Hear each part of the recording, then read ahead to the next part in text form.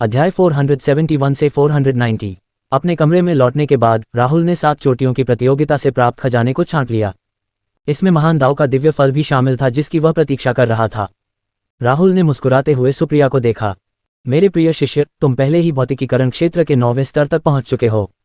तुम इस दिव्य फल की शक्ति का उपयोग नियमों की शक्ति को समझने के लिए कर सकते हो। शायद आपको शून्य क्षेत्र तक पहुंचने में ज्यादा समय नहीं लगेगा। राहुल ने जरा भी संकोच नहीं किया। उसने तुरंत महान दाव का दिव्य फल सुप्रिया के हाथ में रख दिया और कहा, खैर, मेघ आकाश शिखर का ये सम्मान तुम्हें ही मिला है, इसलिए ये तुम्हारा ही होना चाहिए। ये सुनकर सुप्रिया ने आश्चर्य से अपने हाथ में दिव्य फल को देखा। क्या उसके शिक्षक ने उसे सचमुच इतना अनमोल खजाना दिया था? वह 7 चोटियों की प्रतियोगिता इसलिए जीतना चाहती थी क्योंकि उसे विश्वास था कि राहुल को महान दाव के दिव्य फल में रुचि है, इसीलिए उसने इतनी मेहनत की थी। हालांकि अब वह उसे इसके बदले में दे रहा था। क्या हो रहा था? उद्धरण डॉट डॉट डॉट निश्चित रूप से वह फिलहाल भौतिकीकरण क्षेत्र के 9वें स्तर पर अटकी हुई थी, लेकिन वह जानती थी कि समय के साथ वह कानूनों की शक्ति को समझने और शून्य क्षेत्र तक पहुंचने में सक्षम हो जाएगी। उस स्थिति में क्या राहुल उसे उसका समय बचाने के लिए दे रहा था? सुप्रिया का हृदय कृतज्ञता से भरा था, लेकिन वह दुविधा में भी थी। कुछ देर सोचने के बाद सुप्रिया ने दृढ़ निश्चय के साथ दिव्य फल वापस दे दिया। गुरुजी, सुप्रिया इस दिव्य फल को स्वीकार नहीं कर सकता। मुझे डर है कि मैं जीवन भर गुरु की कृपा का ऋण नहीं चुका पाऊंगा। इसके अलावा ये दिव्य फल कुछ ऐसा था जिसके लिए मैं संघर्ष करके तुम्हें देना चाहता था। गुरुजी, आप तो पहले से ही रहस्यवादी प्रभु क्षेत्र के विशेषज्ञ हैं। अगर आप इसे निखारेंगे तो इसका पूरा लाभ उठा पाएंगे। इसे मुझ पर बर्बाद मत कीजिए। सुप्रिया ने दृढ़ता से अपना सिर हिलाया। हालांकि महान दाव के दिव्य फल को परिष्कृत करने से उसे शून्य लोक तक पहुंचने में मदद मिलेगी, यह उसके गुरु के लिए भी उपयोगी था। वह किसी भी तरह से इतनी स्वार्थी नहीं हो सकती थी कि उसे अपने लिए इस्तेमाल करे। राहुल को इससे राहत और खुशी दोनों महसूस हुई। उसका शिष्य सचमुच पुत्रवत था। हालांकि यदि वह इसे नहीं लेती तो उसे सिस्टम का इनाम नहीं मिलता। हालांकि राहुल की नज़र फिर से नर्म हो गई। डॉट डॉट रात के 10:53। यद्यपि इस दिव्य फल के प्रभाव महान हैं, यह मेरे लिए बहुत उपयोगी नहीं है। राहुल ने जानबूझकर कठोर चेहरा बनाया और गंभीरता से कहा, मैंने अपना फैसला खुद कर लिया है और मैं इसे वापस नहीं लूंगा। क्या तुम मेरी बात नहीं मानोगे? जब सुप्रिया ने यह देखा तो वह घबरा गई। जब से वह क्लाउड स्काई पीक पर पहुंची थी, उसने अपनी शिक्षिका को इतने कठोर भाव के साथ कभी नहीं देखा था। हालांकि राहुल की नज़र फिर से नर्म हो गई। यद्यपि इस दिव्य फल के प्रभाव महान हैं, यह मेरे लिए बहुत उपयोगी नहीं है। छोटी बच्ची, मुझे तुमसे बहुत उम्मीदें हैं। अपनी ताकत को लगातार बढ़ाकर ही तुम क्लाउड स्काई पीक की सच्ची प्रतिनिधि बन सकती हो और इसकी ख्याति पूरी दुनिया में फैला सकती हो। मुझे निराश मत करो, सुप्रिया। राहुल के शब्द स्पष्ट रूप से प्रभावशाली थे क्योंकि सुप्रिया फूट फूट कर रो रही थी। वह अपनी वर्तमान उपलब्धियों से पहले से ही बेहद संतुष्ट थी, लेकिन उसके शिक्षक को अभी भी उससे बड़ी उम्मीदें थीं। यदि वह फल नहीं लेती तो निश्चित रूप से अपने शिक्षक को दुख होता। फैशन आइडियाज के लिए आपको टॉप 12 फुल बस्ट मॉडल्स को फॉलो करना चाहिए। डॉट काफी देर तक हिचकिचाने के बाद सुप्रिया ने आंखों में आंसू भरकर दिव्य फल स्वीकार कर लिया। चिंता मत करो गुरुजी, मैं आपको निराश नहीं करूंगा। ये देखकर कि इस लड़की ने आखिरकार दिव्य फल स्वीकार कर लिया है, राहुल ने मन ही मन राहत की सांस ली। उसे उस समय सचमुच नाटकीयता दिखानी पड़ी थी। राहुल ने जुगे युयु की ओर हाथ हिलाया। ऐसी स्थिति में आपको वापस जाकर अच्छी तरह आराम करना चाहिए। अपने शरीर की स्थिति पूरी तरह से स्थिर करने के बाद आप इस दिव्य फल को ग्रहण कर सकते हैं और शून्य क्षेत्र में प्रवेश करने का प्रयास कर सकते हैं। हाँ, सुप्रिया ने आज्ञाकारी भाव से अपना सिर हिलाया और हाथ में दिव्य फल लेकर चली गई। उसका चेहरा अनिच्छा से भरा हुआ था। जैसे ही सुप्रिया वहां से गए, सिस्टम का नोटिफिकेशन बज उठा। डिंग, चून की मेजबान ने अपने शिष्य को एक उच्च स्तरीय पृथ्वी श्रेणी की जादुई कलाकृति उड़ने वाली सुइयों का एक सेट दिया है। मेजबान को एक यादृच्छिक 10,000x महत्वपूर्ण पुरस्कार प्राप्त हुआ है। बधाई हो, मेजबान को एक दिव्य श्रेणी की जादुई कलाकृति मूसलाधार नाशपाती के फूल की सुइयां प्राप्त हुई हैं। डिंग, चून की मेजबान ने अपने शिष्य को महान दाव का दिव्य फल दिया है। मेजबान को यादृच्छिक रूप से 10,000 गुना महत्वपूर्ण पुरस्कार मिला है। बधाई हो, मेजबान ने जन्मजात अराजकता का दिव्य फल प्राप्त कर लिया है। भाड़ में जाओ, 10,000x इनाम गुणक। मैंने इस बार भाग्य बना लिया है। ये देखकर राहुल बेहद उत्साहित हो गया। यह उन्नत प्रणाली अब तक की सबसे अच्छी चीज थी। उन्होंने यह उम्मीद नहीं की थी कि क्लाउड हेवन स्वॉर्ड के बाद उन्हें एक और दिव्य श्रेणी की जादुई कलाकृति मिलेगी। तभी राहुल की नज़र उस जन्मजात अराजकता के दिव्य फल पर पड़ी। ये दुनिया की सबसे शुद्ध आध्यात्मिक ऊर्जा से बना था और अमरता के खजाने जैसा था। हालांकि एकमात्र दोष ये था कि फल में अमर ऊर्जा नहीं थी। बेशक अगर वह इसके भीतर की शुद्ध ऊर्जा को परिष्कृत कर सके तो वह सर्वोच्च क्षेत्र तक पहुंचने में सक्षम हो सकता है। एक बार जब कोई साधक सर्वोच्च लोक में प्रवेश कर जाता है तो जब तक उसकी आत्मा नष्ट नहीं हो जाती, वह किसी भी गंभीर चोट से तुरंत उबर सकता है, भले ही उसने अपना एक हाथ या पैर खो दिया हो। सच तो यह है कि वे जियान महाद्वीप के एकता क्षेत्र के विशेषज्ञों से ज्यादा अलग नहीं थे। हालांकि एक निचले स्तर से था जबकि दूसरा मध्य स्तर से। ऊर्जा स्तर। दोनों विमानों के इंजन अलग अलग थे, इसलिए स्वाभाविक रूप से उनमें कुछ अंतर होगा। हालांकि राहुल तुरंत सर्वोच्च क्षेत्र में प्रवेश नहीं करना चाहता था। चूंकि उसने जियान महाद्वीप पर कर्म के इरादे को समझ लिया था, भले ही क्षेत्र मार्ग से होकर यात्रा के दौरान प्रणाली द्वारा इसे बलपूर्वक परिष्कृत किया गया था, फिर भी उसके शरीर में इसका एक अंश बचा हुआ था। उन्हें एक अजीब सा एहसास हो रहा था कि एक बड़ा परिवर्तन होने वाला है। ये टोरेंटियल पियर ब्लॉसम सुइयां बहुत अच्छी हैं, लेकिन यह अफसोस की बात है कि मुझे इस समय इनकी जरूरत नहीं है। विस्मयादिबोधक चिन्ह, विस्मयादिबोधक चिन्ह। राहुल ने कुछ देर तक सुइयों के साथ खेला, फिर उन्हें अपने भंडारण रिंग के अंदर रख दिया। ये मूसलाधार नाशपाती के फूलों वाली सुइयां बिल्कुल वैसी ही थीं जैसी उसके पिछले जन्म में तांग संप्रदाय के गुप्त हथियार थे। एक बार इस्तेमाल होने के बाद ये किसी भी बाधा या कलाकृति को नजरअंदाज कर देती थीं। इतना ही नहीं, अगर वे अपने लक्ष्य की मध्याह्न रेखाओं तक पहुंचने में कामयाब हो जाते तो उन्हें नष्ट कर देते। इन सुइयों का सबसे अच्छा इस्तेमाल मजबूत शारीरिक शरीर वाले साधकों और राक्षसों को नियंत्रित करने के लिए किया जाता था। बेशक उसे अभी भी इसकी शक्ति का परीक्षण करना था। अगले कुछ दिनों में क्लाउड स्काईपीक अपनी सामान्य शांत अवस्था में लौट आया। सुप्रिया एकांत में साधना कर रही थी, जबकि खुशी अपनी कीमती हड्डी की शक्ति को निखारने के लिए अपने कमरे में रुकी रही। रमेश वर्मा आड़ू के जंगल में महल के निर्माण की देखरेख करता रहा। एक विशेष दिन राहुल अन्य प्रमुखों के साथ बैठक के लिए क्लाउड स्काई शिखर से चला गया। सभा कक्ष में वीर सिंह गंभीर भाव से अपनी सीट पर बैठा था। हर बार जब उसकी नज़र अपने हाथ में रखे पत्र पर पड़ती तो उसकी भौहें और भी सिकुड़ जाती। वरिष्ठ भाई वीर सिंह, क्या हुआ? आपने हमें इतनी जल्दी क्यों बुलाया? जयवीर इस स्थिति से उलझन में था। उस दिन के बाद से जयवीर में एक बड़ा बदलाव आया। अब वह पहले जैसा घमंडी नहीं रहा, बल्कि ज्यादा मिलनसार हो गया। जब दूसरे बुजुर्गों ने यह बदलाव देखा तो पहले तो उन्हें हैरानी हुई। हालांकि वे जानते थे कि यह सब राहुल की वजह से था। जब वीर सिंह ने यह सुना तो उसने अपना सिर उठाया और बड़ों की ओर देखा। उसके चेहरे पर गंभीरता थी। मुझे आज एक महत्वपूर्ण समाचार मिला है। कल आधी रात को पूर्वी महाद्वीप में कई प्राचीन पशु वंशज प्रकट हुए। रिपोर्ट के अनुसार ये प्राचीन दैत्य वंशज किसी खास खजाने के लिए लड़ रहे हैं। उनके बीच एक जबरदस्त युद्ध छिड़ गया जिससे पूरा पूर्वी महाद्वीप अराजकता में डूब गया। प्राचीन पशु वंशजों के बीच लड़ाई किंगजयपुर शहर के बाहरी इलाकों तक फैल गई है। पूर्वी महाद्वीप के कई गांव नष्ट हो गए हैं। जैसे ही उन्होंने बोलना समाप्त किया, माहौल तुरंत भारी हो गया। धिक्कार है, ये प्राचीन पशु वंशज बहुत क्रूर हैं। उन्होंने वास्तव में इतने सारे मनुष्यों का नरसंहार करने का साहस किया। टीचर निशा इस बात से क्रोधित हो गया। अन्य बुजुर्गों की प्रतिक्रिया भी लगभग एक जैसी थी। साथ ही हर कोई उस खजाने के बारे में जानने को उत्सुक था जिसके लिए इतने सारे प्राचीन पशु वंशजों में लड़ाई होगी। वीर सिंह ने असहायता से अपना सिर हिलाया। मुझे ठीक स्थिति तो नहीं पता, लेकिन एक बार एक साधक ने एक विशाल अग्नि पक्षी को आकाश में उड़ते देखा जो अपने पीछे आग का एक अंतहीन सागर छोड़ रहा था। उसका शरीर बहुत बड़ा था और वह बहुत तेज गति से चल रहा था। प्राचीन पशु प्रजाति जो इन विशेषताओं के अनुरूप है, संभवतः वह पौराणिक स्वर्गभक्षी दिव्य गौरय है। क्या ये स्वर्ग को खाने वाली दिव्य गौरय है? उसी क्षण सभी लोग चुप हो गए। स्वर्गभक्षी दिव्य गौरय के पास न केवल अत्यंत शक्तिशाली ज्वालाएं थीं, बल्कि वह सभी जीवित प्राणियों को भी निगल सकती थी। यह एक अत्यंत शक्तिशाली प्राचीन पशु प्रजाति थी। इसके अलावा प्राचीन अभिलेखों के अनुसार स्वर्गभक्षी दिव्य गौरय अत्यंत क्रूर थी।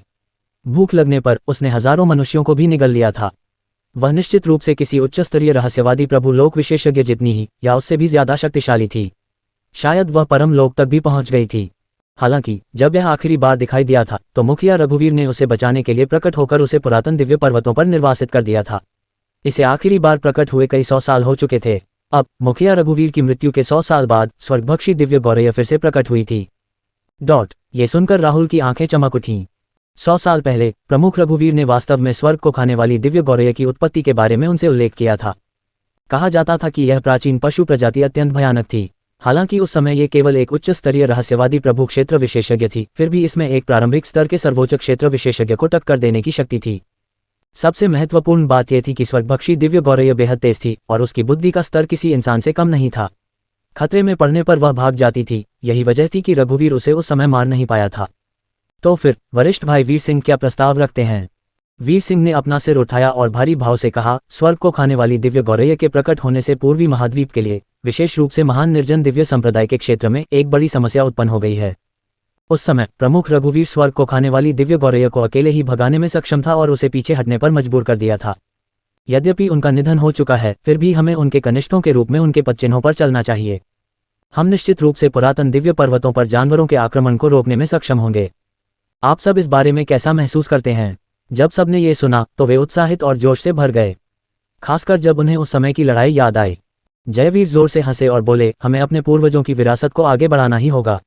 हमें डर के मारे कांपने की कोई ज़रूरत नहीं है। चीफ रघुवीर उस समय ऐसा करने में सक्षम थे, इसलिए हम भी निश्चित रूप से ऐसा कर सकते हैं। खूब कहा है। उसके बगल में लियांग दहाई भी जोर से हंसा। पहली बार उसने जयवीर से बहस नहीं की। हम उस स्वर्गभक्षी दिव्य गौरैया के सारे पंख नोच लेंगे।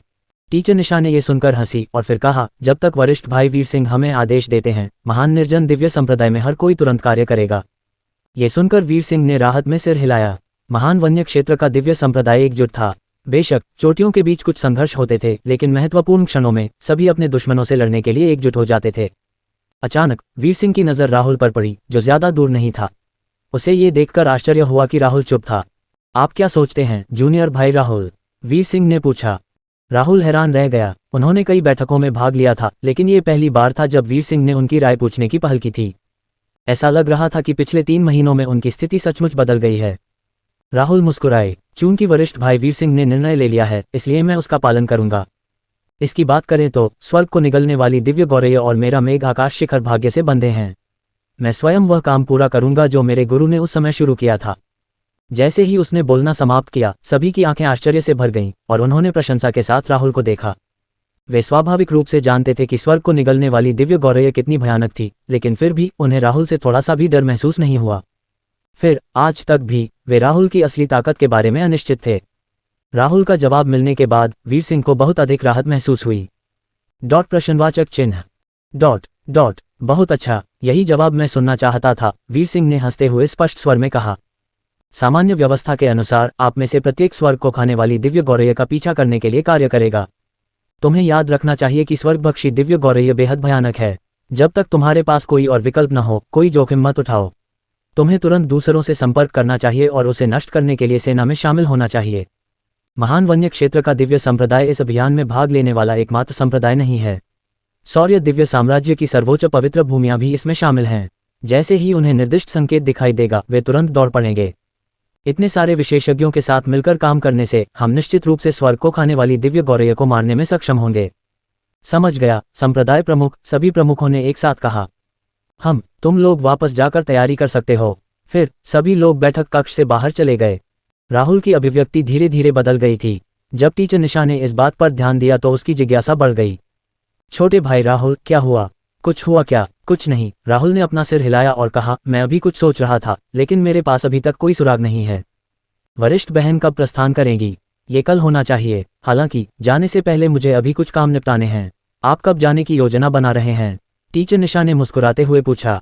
अब, राहुल ने कहने से पहले एक पल सोचा। क्या ये थोड़ा जल्दबाजी नहीं है? मुझे अजीब सा लग रहा है कि निकट भविष्य में कोई बड़ा परिवर्तन होने वाला है, इसलिए बेहतर होगा कि स्वर्ग को निगलने वाली दिव्य गौरैया का मामला जल्द से जल्द निपटा लिया जाए। वरिष्ठ बहन टीचर निशा, अगर कोई महत्वपूर्ण काम न हो तो मैं सबसे पहले क्लाउड स्काई शिखर पर लौटूंगी। जैसे ही उसने बोलना समाप्त किया, राहुल ने अपनी आस्तीन को झटका और प्रकाश की एक लकीर में बदल गया जो क्लाउड स्काई चोटी की ओर उड़ गई। कोई बड़ा बदलाव? टीचर निशा राहुल की बातों से उलझन में पड़ गया। हालांकि एक बात राहुल के बारे में सही थी, वह ये कि इस मामले को जितनी जल्दी हो सके सुलझा लिया जाना चाहिए, इससे पहले कि चीजें हाथ से निकल जाएं। जिस क्षण राहुल क्लाउड स्काई शिखर पर लौटा, उसने तुरंत खुशी और रमेश वर्मा को बुलाया। सुप्रिया आगे बढ़ने के महत्वपूर्ण क्षण पर थी, इसलिए राहुल ने उसे परेशान नहीं किया। गुरुजी, क्या हुआ? खुशी ने संदेह से पूछा। खुशी ने राहुल को मीटिंग हॉल में जाते हुए देख लिया था। वापस लौटने पर उसके गंभीर चेहरे को देखकर वह समझ गई कि जरूर कुछ बड़ा हुआ होगा। राहुल एक पल के लिए चुप रहा और फिर बोला, शियुन, मुझे कुछ समय के लिए संप्रदाय छोड़ना पड़ सकता है, और तुम्हारी बड़ी बहन अभी भी आगे बढ़ने के एक महत्वपूर्ण दौर से गुजर रही है। फिलहाल तुम क्लाउड स्काई पीक के सभी मामलों की जिम्मेदारी संभालोगी। क्या आप ये कर सकते हैं? खुशी ने जब ये सुना तो वह हक्की बक्की रह गई। होश में आने पर उसने जल्दी से पूछा, गुरुजी, आप वहाँ क्या कर रहे होंगे? आप कब वापस आएंगे? बस एक छोटी सी बात है, मैं काम निपटा कर वापस आ जाऊंगा, इसलिए चिंता मत करो। राहुल हंसा और फिर उसकी नज़र रमेश वर्मा पर पड़ी। केट मिडल्टन के आउटफिट ने मेघन की शादी में मचाए हलचल। बच्चे, क्या तुम मेरे पीछे पीछे नहीं आना चाहते थे? इस बार मैं तुम्हें दुनिया दिखाने ले चलूंगा। जब रमेश वर्मा ने यह सुना तो पहले तो वह दंग रह गया, फिर उसकी आंखें आनंद से भर गईं। हे भगवान, क्या मैं सही सुन रहा हूँ? चीफ राहुल मुझे अपने साथ बाहरी दुनिया में ले जाना चाहता है। हे भगवान, आखिरकार वो पला ही गया। पिछले 1 महीने से मैं अपनी जगह से खुश हूं, लेकिन मुझे कूल दिखने का एहसास अब कमज़ोर पड़ने लगा है। बेशक, हालांकि रमेश वर्मा अंदर से बहुत खुश था, फिर भी उसने अपना चेहरा सीधा रखा और एक आज्ञाकारी अनुयायी की तरह राहुल के पास दौड़ा। उसके बाद उसने गर्व भरे भाव से खुशी की ओर देखा। बड़ी बहन जियुन, मैं दुनिया देखने जा रही हूँ। आप क्लाउड स्काई पीक पर रह सकती हैं। चले जाओ। ये सुनकर खुशी ने झुंझलाहट में अपनी आंखें घुमाईं। क्या गुरु कुछ ज्यादा ही पक्षपाती नहीं हो गए थे? वे अपने शिष्य को नहीं, बल्कि इस नौकर को साथ लाए थे। ... इस आदमी के आसपास रहने का क्या फायदा था? वो ताकतवर नहीं था और उसे हर जगह मुसीबत खड़ी करना पसंद था। क्या वो सिर्फ परेशान करने वाला नहीं था? ये सोचकर वह मुंह बनाने लगी। बेशक, वह जानती थी कि उसके शिक्षक के ऐसा करने के पीछे कुछ कारण थे, इसलिए उसने अपनी नाराजगी जाहिर नहीं की। हा, तुम यहाँ रहो और ईर्ष्या करो। मैं पहले निकलूंगा, अलविदा। रमेश वर्मा ने निर्णायक रूप से खुशी की आंखें घुमाने की कोशिश को नजरअंदाज कर दिया और राहुल के पीछे पहाड़ से नीचे उतर गया। चीफ राहुल के समर्थन के साथ कौन उसके साथ उलझने की हिम्मत करेगा? वह तो ऊंचे उठकर खड़ा होने वाला था। वे दोनों क्लाउड स्काई चोटी से निकलकर सीधे किंग जयपुर शहर की ओर चल पड़े। रमेश वर्मा पूरी यात्रा में खासे उत्साहित थे। जब भी कोई खूबसूरत महिला उन्हें दिखाई देती तो वे सीटी बजाए बिना नहीं रह पाते थे। उनका चेहरा किसी सफल खलनायक जैसा लग रहा था। ऐसा लग रहा था मानो वह उन खूबसूरत महिलाओं से कह रहा हो, मुझे देखो, मेरे पास एक जबरदस्त समर्थक है। दोपहर के समय राहुल अंततः रमेश वर्मा के साथ किंग जयपुर शहर पहुंचे। अरे, क्या ये सचमुच किंग जयपुर शहर है? चीफ राहुल, क्या हम गलत जगह आ गए हैं? रमेश वर्मा को अचानक एहसास हुआ कि कुछ गड़बड़ है। उसके सामने स्थित किंग जयपुर शहर उससे बहुत अलग लग रहा था जैसा उसने याद किया था। कभी समृद्ध रहा किंग जयपुर शहर अब अनगिनत शरणार्थियों से भर गया था।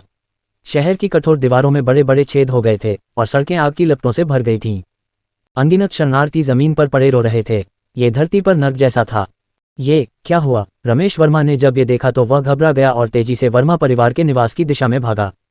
राहुल ने उसे नहीं रोका और उसका पीछा किया। पापा, माँ।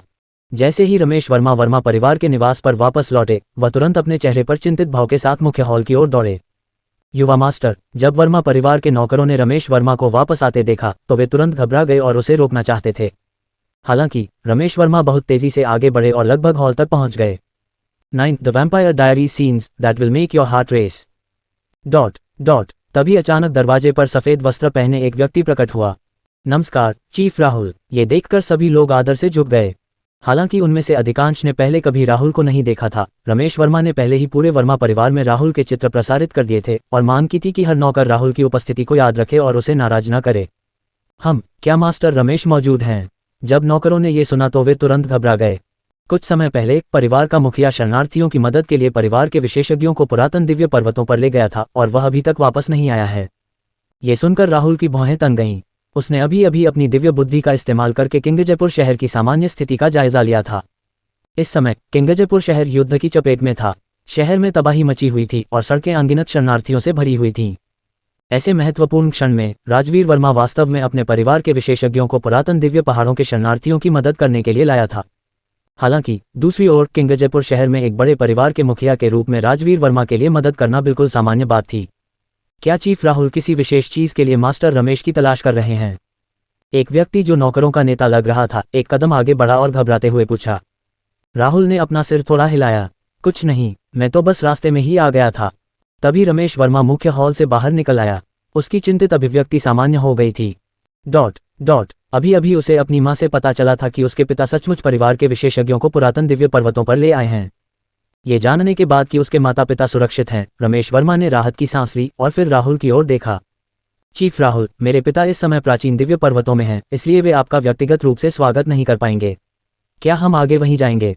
रमेश वर्मा को पहले ये पता नहीं था कि राहुल ने संप्रदाय क्यों छोड़ा था, लेकिन जब उसने किंग जयपुर शहर की स्थिति देखी और अपनी मां से इसके बारे में सुना तो उसे अब अपने अनुमान लगाने का मौका मिला। आखिरकार किंग जयपुर शहर एक आपदा से जूझ रहा था और पूरा शहर युद्ध की आग में झुलस रहा था। वर्मा परिवार का निवास किंग जयपुर शहर में था, इसलिए स्वाभाविक रूप से वे भी इससे अछूते नहीं रहे। शायद चीफ राहुल ने इस बात को ध्यान में रखा था और इसीलिए वह रमेश वर्मा को साथ लेकर आए थे।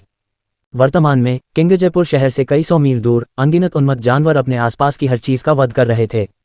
किंग जयपुर शहर के प्रमुख परिवारों ने पहले से ही इन उन्मत्त जानवरों के खिलाफ मौत से लड़ने के लिए कई साधकों को इकट्ठा किया था। किंग जयपुर शहर भी उथल पुथल की स्थिति में था। जैसे जैसे शहर में शरणार्थियों की संख्या बढ़ती गई, आगजनी, हत्या और लूटपाट की घटनाएं भी बढ़ती गईं। यदि ऐसा ही चलता रहा तो उन्मत्त जानवरों द्वारा शहर की सुरक्षा को भेदने से पहले ही शहर अराजकता में डूब जाएगा। ये देखकर राहुल ने अपनी आंखें सिकोड़ लीं। कोई जल्दी नहीं है, मेरे पीछे आओ, हम शहर के बाहर भी देखेंगे। हालांकि शहर में बहुत से शरणार्थी थे, फिर भी नगर स्वामी के महल के सैनिक उनका दमन कर रहे थे। फिलहाल कोई बड़ी घटना नहीं होगी। हालांकि तुलनात्मक रूप से शहर के बाहर की स्थिति अच्छी नहीं थी। उन्मत्त जानवरों की लहरें किंगजयपुर शहर की ओर बढ़ रही थीं और सौर्य दिव्य साम्राज्य के विभिन्न शीर्ष पवित्र भूमियों से साधक भी प्रकट हुए थे। उनमें से एक अमेज़न दिव्य संप्रदाय के बुजुर्ग कमलनाथ थे। फैशन आइडियाज़ के लिए आपको टॉप 12 फुल बस्ट मॉडल्स को फॉलो करना चाहिए। केट मिडलटन के आउटफिट ने मेघन की शादी में मचाए हलचल। बेशक वहां कई अपरिचित चेहरे भी थे जिन्हें राहुल ने पहले कभी नहीं देखा था।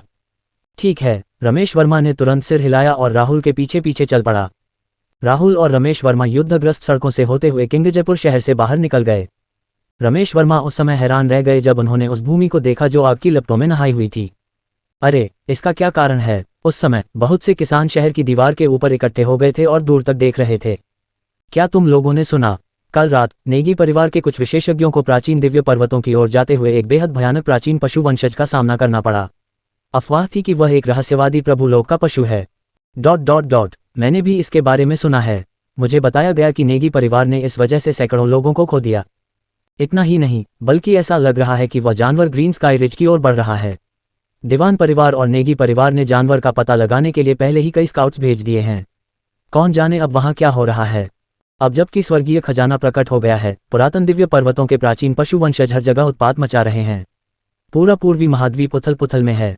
मुझे नहीं पता कि किंगजयपुर शहर कब तक टिक पाएगा। हमें योजनाएं बनानी होंगी। ये सुनकर राहुल ने इस मामले पर विचार किया और उसकी अभिव्यक्ति धीरे धीरे गंभीर हो गई। देखने से लग रहा था कि स्थिति उसकी सोच से कहीं ज्यादा गंभीर थी। वह स्वर्गभक्षी दिव्य गौरैया का शिकार करने आया था। उसने सोचा था कि वह किंगजयपुर शहर से कुछ जानकारी प्राप्त कर सकेगा, लेकिन उसने यह नहीं सोचा था कि इन साधकों को उसके ठिकाने के बारे में कोई जानकारी नहीं होगी। यह संभव था कि जिन लोगों ने इसे देखा था वे इसके हाथों मारे गए थे। रमेश वर्मा ने राहुल की अभिव्यक्ति में परिवर्तन देखा और उसे परेशान करने की हिम्मत न करते हुए चुप रहने का फैसला किया। अचानक रमेश वर्मा ने चारों ओर देखा और एक परिचित चेहरा देखा। ओह, क्या ये मशहूर यंग मास्टर जिया नहीं है? हमें मिले हुए कितना समय हो गया है। आप इतने बेतरतीब कैसे हो गए? रमेश वर्मा के मुंह के कोने थोड़े से मुड़ गए जब उसकी नज़र दूरी पर एक व्यक्ति पर पड़ी। यह व्यक्ति चार्लोट था, जो रमेश वर्मा का कट्टर दुश्मन था। हालांकि चार्लोट इस समय बेहद अस्त व्यस्त लग रहा था। उसके आलीशान कपड़े अब फटे पुराने हो गए थे। साफ जाहिर था कि वह अभी प्राचीन दिव्य पर्वतों से लौटा था। उसके शरीर के भीतर का आभामंडल अस्त व्यस्त था। रमेश वर्मा ऐसे दुर्लभ अवसर को कैसे छोड़ सकते थे? वह चार्लोट की उस उपहासपूर्ण नज़र को कभी नहीं भूल पाया था जब उसे राहुल ने पीटा था। चार्लोट ने स्वाभाविक रूप से रमेश वर्मा को भी देखा और उसका चेहरा और भी पीला पड़ गया। रमेश वर्मा, इसका क्या मतलब है? क्या तुम मुझसे लड़ना चाहते हो? मेरे साथ मजाक मत करो। तुम्हारी इस हालत में तो मैं तुम में से 100 को हरा सकता हूँ, ठीक है? इतना घमंड वगैरह करना बंद करो। रमेश वर्मा, आप। जब चार्लोट ने रमेश वर्मा के तिरस्कार भरे चेहरे को देखा तो वह क्रोधित हो गया। फिर जैसे ही वह आगे बढ़ने वाला था, उसे अचानक एहसास हुआ कि रमेश वर्मा के पीछे एक और आकृति मौजूद है। चार्लोट तुरंत घबरा गई। क्यों? ये वह कैसे हो सकता है? 9 the vampire diary scenes that will make your heart race. वह सफेद वस्त्रधारी व्यक्ति चार्लोट के मन में गहराई से अंकित हो गया था। यह व्यक्ति एक भयानक अस्तित्व था जिसने लगभग पूरे नेगी परिवार को नष्ट कर दिया था। इसके अलावा राहुल ने पहले भी कहा था कि वह भविष्य में किंगजयपुर शहर जरूर आएगा। उसने सोचा था कि राहुल मजाक कर रहा है, लेकिन वह अभी और यहीं उसके सामने आ गया। युवा मास्टर, जब चार्लोट के पीछे खड़े नेगी परिवार के साधकों ने यह देखा तो उनकी आंखें भय से भर आईं। उन्होंने तुरंत चार्लोट को याद दिलाया कि वह जल्दबाजी न करे और रमेश वर्मा से न लड़े। उन्हें बहुत पहले ही खबर मिल चुकी थी कि वर्मा परिवार ने महान वन्य दिव्य संप्रदाय को अपना लिया है और अब क्लाउड स्काई पीक उनके समर्थन में है। कुल मिलाकर किंगजयपुर शहर में वर्मा परिवार की ताकत पहले ही नेगी परिवार से आगे निकल चुकी थी। यदि चार्लोट अब भी रमेश वर्मा के खिलाफ जाने का फैसला करता है तो क्या वह मुसीबत को न्योता नहीं देगा? रमेश वर्मा ने स्वाभाविक रूप से उनके भावों में आए बदलाव को भांप लिया और जल्दी से मुड़कर देखने लगा। जब उसने राहुल को आते देखा तो उसके चेहरे पर अचानक एक एहसास सा उभर आया। हे, अगर हिम्मत है तो आ जाओ। क्या तुम हमेशा से बहुत घमंडी नहीं थे? मैं एक हाथ से तुम्हें पीटकर खुद को अपाहिज बना लूंगा। अब जबकि चीफ राहुल उसके पीछे था, क्या ये दिखावा करने का सबसे अच्छा समय नहीं था? और कोई रास्ता नहीं है। इतने बड़े शख्स के साथ चुपचाप रहना नामुमकिन है। जब ऐसा ही है तो इस युवा गुरु के रौबदार आभामंडल को क्यों छिपाऊं? हे, अगर हिम्मत है तो आ जाओ। बहुत घमंडी तो नहीं हो। अगर मैं तुम्हारा एक हाथ खराब कर दूं तो क्या हुआ? मैं आज तुम्हें फांसी पर लटका दूंगा और एक हाथ से पीटूंगा, रमेश वर्मा ने घमंड से कहा। रमेश वर्मा, ज्यादा दूर मत जाओ। चार्लोट क्रोधित हो गया और उसने अपनी मुट्ठियां इतनी कसकर भींच लीं कि उसकी उंगलियां सफ़ेद पड़ गईं। नेगी परिवार के साधक भी क्रोधित हुए, लेकिन उन्होंने खुद को नियंत्रित रखा। हा, यंग मास्टर रमेश को मजाक करना बहुत आता है। हम यंग मास्टर रमेश के सामने कुछ भी नहीं हैं। अभी कुछ ही दिन हुए हैं, लेकिन यंग मास्टर रमेश बहुत बदल गए हैं। आप और भी ज्यादा सुंदर और सौम्य हो गए हैं और आपकी ताकत असाधारण है। शार्लोट के रक्षकों में से एक, जिया हाय, रमेश वर्मा की चापलूसी करते हुए हंसा। रमेश वर्मा ने खुशी खुशी प्रशंसा का आनंद लिया। हे भगवान, बहुत समय हो गया जब मैंने कूल एक्टिंग का अनुभव किया था। ये वाकई सबसे बेहतरीन है। चूंकि तुम लोग अपनी जगह जानते हो, इसलिए आज का मामला यहीं खत्म होता है। मैं इस बारे में तुम्हारे साथ बात नहीं करूंगा, रमेश वर्मा ने पूरी गंभीरता से कहा। रमेश वर्मा के अहंकारी भाव देखकर चार्लोट को इतना गुस्सा आया कि उसे खून की उल्टी होने लगी। हालांकि जब उसे याद आया कि राहुल आसपास ही है, तो उसे अपना गुस्सा दबाना पड़ा। मैं अभी हार मान लूंगा। जिया हाय, चलो वापस चलें। चार्लोट ने रमेश वर्मा को घूरा और मुड़कर जाने ही वाली थी। एक पल इंतजार करें। ठीक इसी समय अचानक एक आवाज सुनाई दी। ये सुनकर चार्लोट की अभिव्यक्ति बदल गई। प्रश्नवाचक चिन्ह। वह इस आवाज से बहुत परिचित था। यही एक ऐसा व्यक्ति था जिसे वह नाराज नहीं करना चाहता था। निश्चित रूप से ये राहुल ही था जो उदासीन भाव से मुड़ा था और धीरे धीरे उनकी ओर चला था। चार्लोट और नेगी परिवार के साधक कांप उठे और उनके चेहरे पीले पड़ गए। ये चीफ राहुल। चार्लोट की आवाज कांप रही थी जब उसने आवाज लगाई। उसके मन में पहले से ही कल्पना थी कि उसे कितनी तकलीफ उठानी पड़ेगी। हालांकि उसे ये देखकर आश्चर्य हुआ कि राहुल की आंखों में कोई शत्रुता नहीं थी। क्या आप सभी अभी प्राचीन दिव्य पर्वतों से लौटे हैं? चार्लोट इतना डरा हुआ था कि वह जवाब नहीं दे सका। हालांकि उसके बगल में खड़ा जिया हाय अभी भी शांत था। उसने झट से मुस्कुराते हुए कहा, नमस्कार चीफ राहुल, हम अभी प्राचीन दिव्य पर्वतों के बाहरी क्षेत्रों से लौटे हैं। क्या चीफ राहुल के पास हमारे लिए कोई प्रश्न है? हम बहुत बढ़िया। राहुल ने सिर हिलाया, फिर पूछा, पुरातन दिव्य पहाड़ों और शहर के बाहर वर्तमान स्थिति क्या है? क्या आपको स्वर्ग को खाने वाली दिव्य गौरैया का कोई निशान मिला है? स्वर्ग में दैवी गौरैया का भक्षण। जैसे ही उन्होंने बोलना समाप्त किया, उन्होंने तुरंत सबका ध्यान अपनी ओर आकर्षित कर लिया। इसी समय शहर की दीवार पर खड़े किसानों को याद आया कि सफेद वस्त्र पहने ये सुंदर आदमी ही वह भयानक प्राणी था जिसने एक ही तलवार से प्राचीन वानर को मार डाला था। महान निर्जन दिव्य संप्रदाय, बादल आकाश शिखर, राहुल। वह किंगजयपुर शहर में क्यों प्रकट होगा? दर्शकों के चेहरे के भाव अचानक बदल गए। वे अभी इतने उत्साह से बातें कर रहे थे कि उन्हें राहुल की उपस्थिति का पता ही नहीं चला। उनमें से कुछ को पसीना आ गया और वे डर के मारे लगभग जमीन पर गिर पड़े। सौभाग्य से उनमें से कोई भी महान वन्य दिव्य संप्रदाय के बारे में बकवास नहीं कर रहा था। अगर उन्होंने गलती से इस विशेषज्ञ को भड़का दिया होता तो शायद उन्हें बहुत नुकसान उठाना पड़ता। राहुल प्राचीन वानर को मारने और अमर दिव्य संप्रदाय के 3 बुजुर्गों को हराने के लिए पूरे सौर्य दिव्य साम्राज्य में प्रसिद्ध था। इस समय नेगी परिवार के किसान बेहद घबरा गए थे। केवल जिया हाई ही अपना धैर्य बनाए रखने में कामयाब रहा और उसने उत्तर दिया, चीफ राहुल, हमारे नेगी परिवार के विशेषज्ञ कुछ दिनों से शहर के बाहर के क्षेत्र और पुरातन दिव्य पहाड़ों की परिधि की जांच कर रहे हैं, लेकिन हम स्वर्ग को खाने वाली दिव्य गौरैया का कोई निशान खोजने में असफल रहे। हालांकि इस दौरान हमारा सामना कई प्राचीन पशु वंशजों से हुआ जो सभी बहुत शक्तिशाली थे। हमारे नेगी परिवार ने इन लड़ाइयों में भारी कीमत चुकाए। इस समय युद्ध की लपटें किंगजयपुर शहर के बाहर हर जगह फैल गई हैं। सौर्य दिव्य साम्राज्य के सभी प्रमुख परिवार और सर्वोच्च पवित्र भूमि प्राचीन पशु वंशजों के विरुद्ध लड़ने के लिए एकजुट हो गए हैं। हमें बताया गया कि किसी ने पहाड़ों के उत्तर में स्वर्गीय दिव्य गौरैया के पदचिह्न देखे थे। वह हजारों शरणार्थियों के एक समूह का पीछा कर रही थी जो शायद मर चुके हैं। इसके बाद ये पूरी तरह से गायब हो गया, लेकिन यह अनुमान लगाया जाता है कि यह संभवतः पुरातन दिव्य पर्वतों में प्रवेश कर गया है। ये सुनकर राहुल ने भौहें चढ़ाईं। उसने सोचा भी नहीं था कि हालात इतने मुश्किल हो जाएंगे। अगर स्वर्ग को खाने वाली दिव्य गौरैया प्राचीन दिव्य पर्वतों में घुस गई तो उसका पता लगाना मुश्किल हो जाएगा। आखिरकार प्राचीन दिव्य पर्वत विशाल और असीम थे। जब तक वह किसी अज्ञात स्थान पर छिपा रहेगा तब तक ये संभव था कि कोई उसे ढूंढ न सके।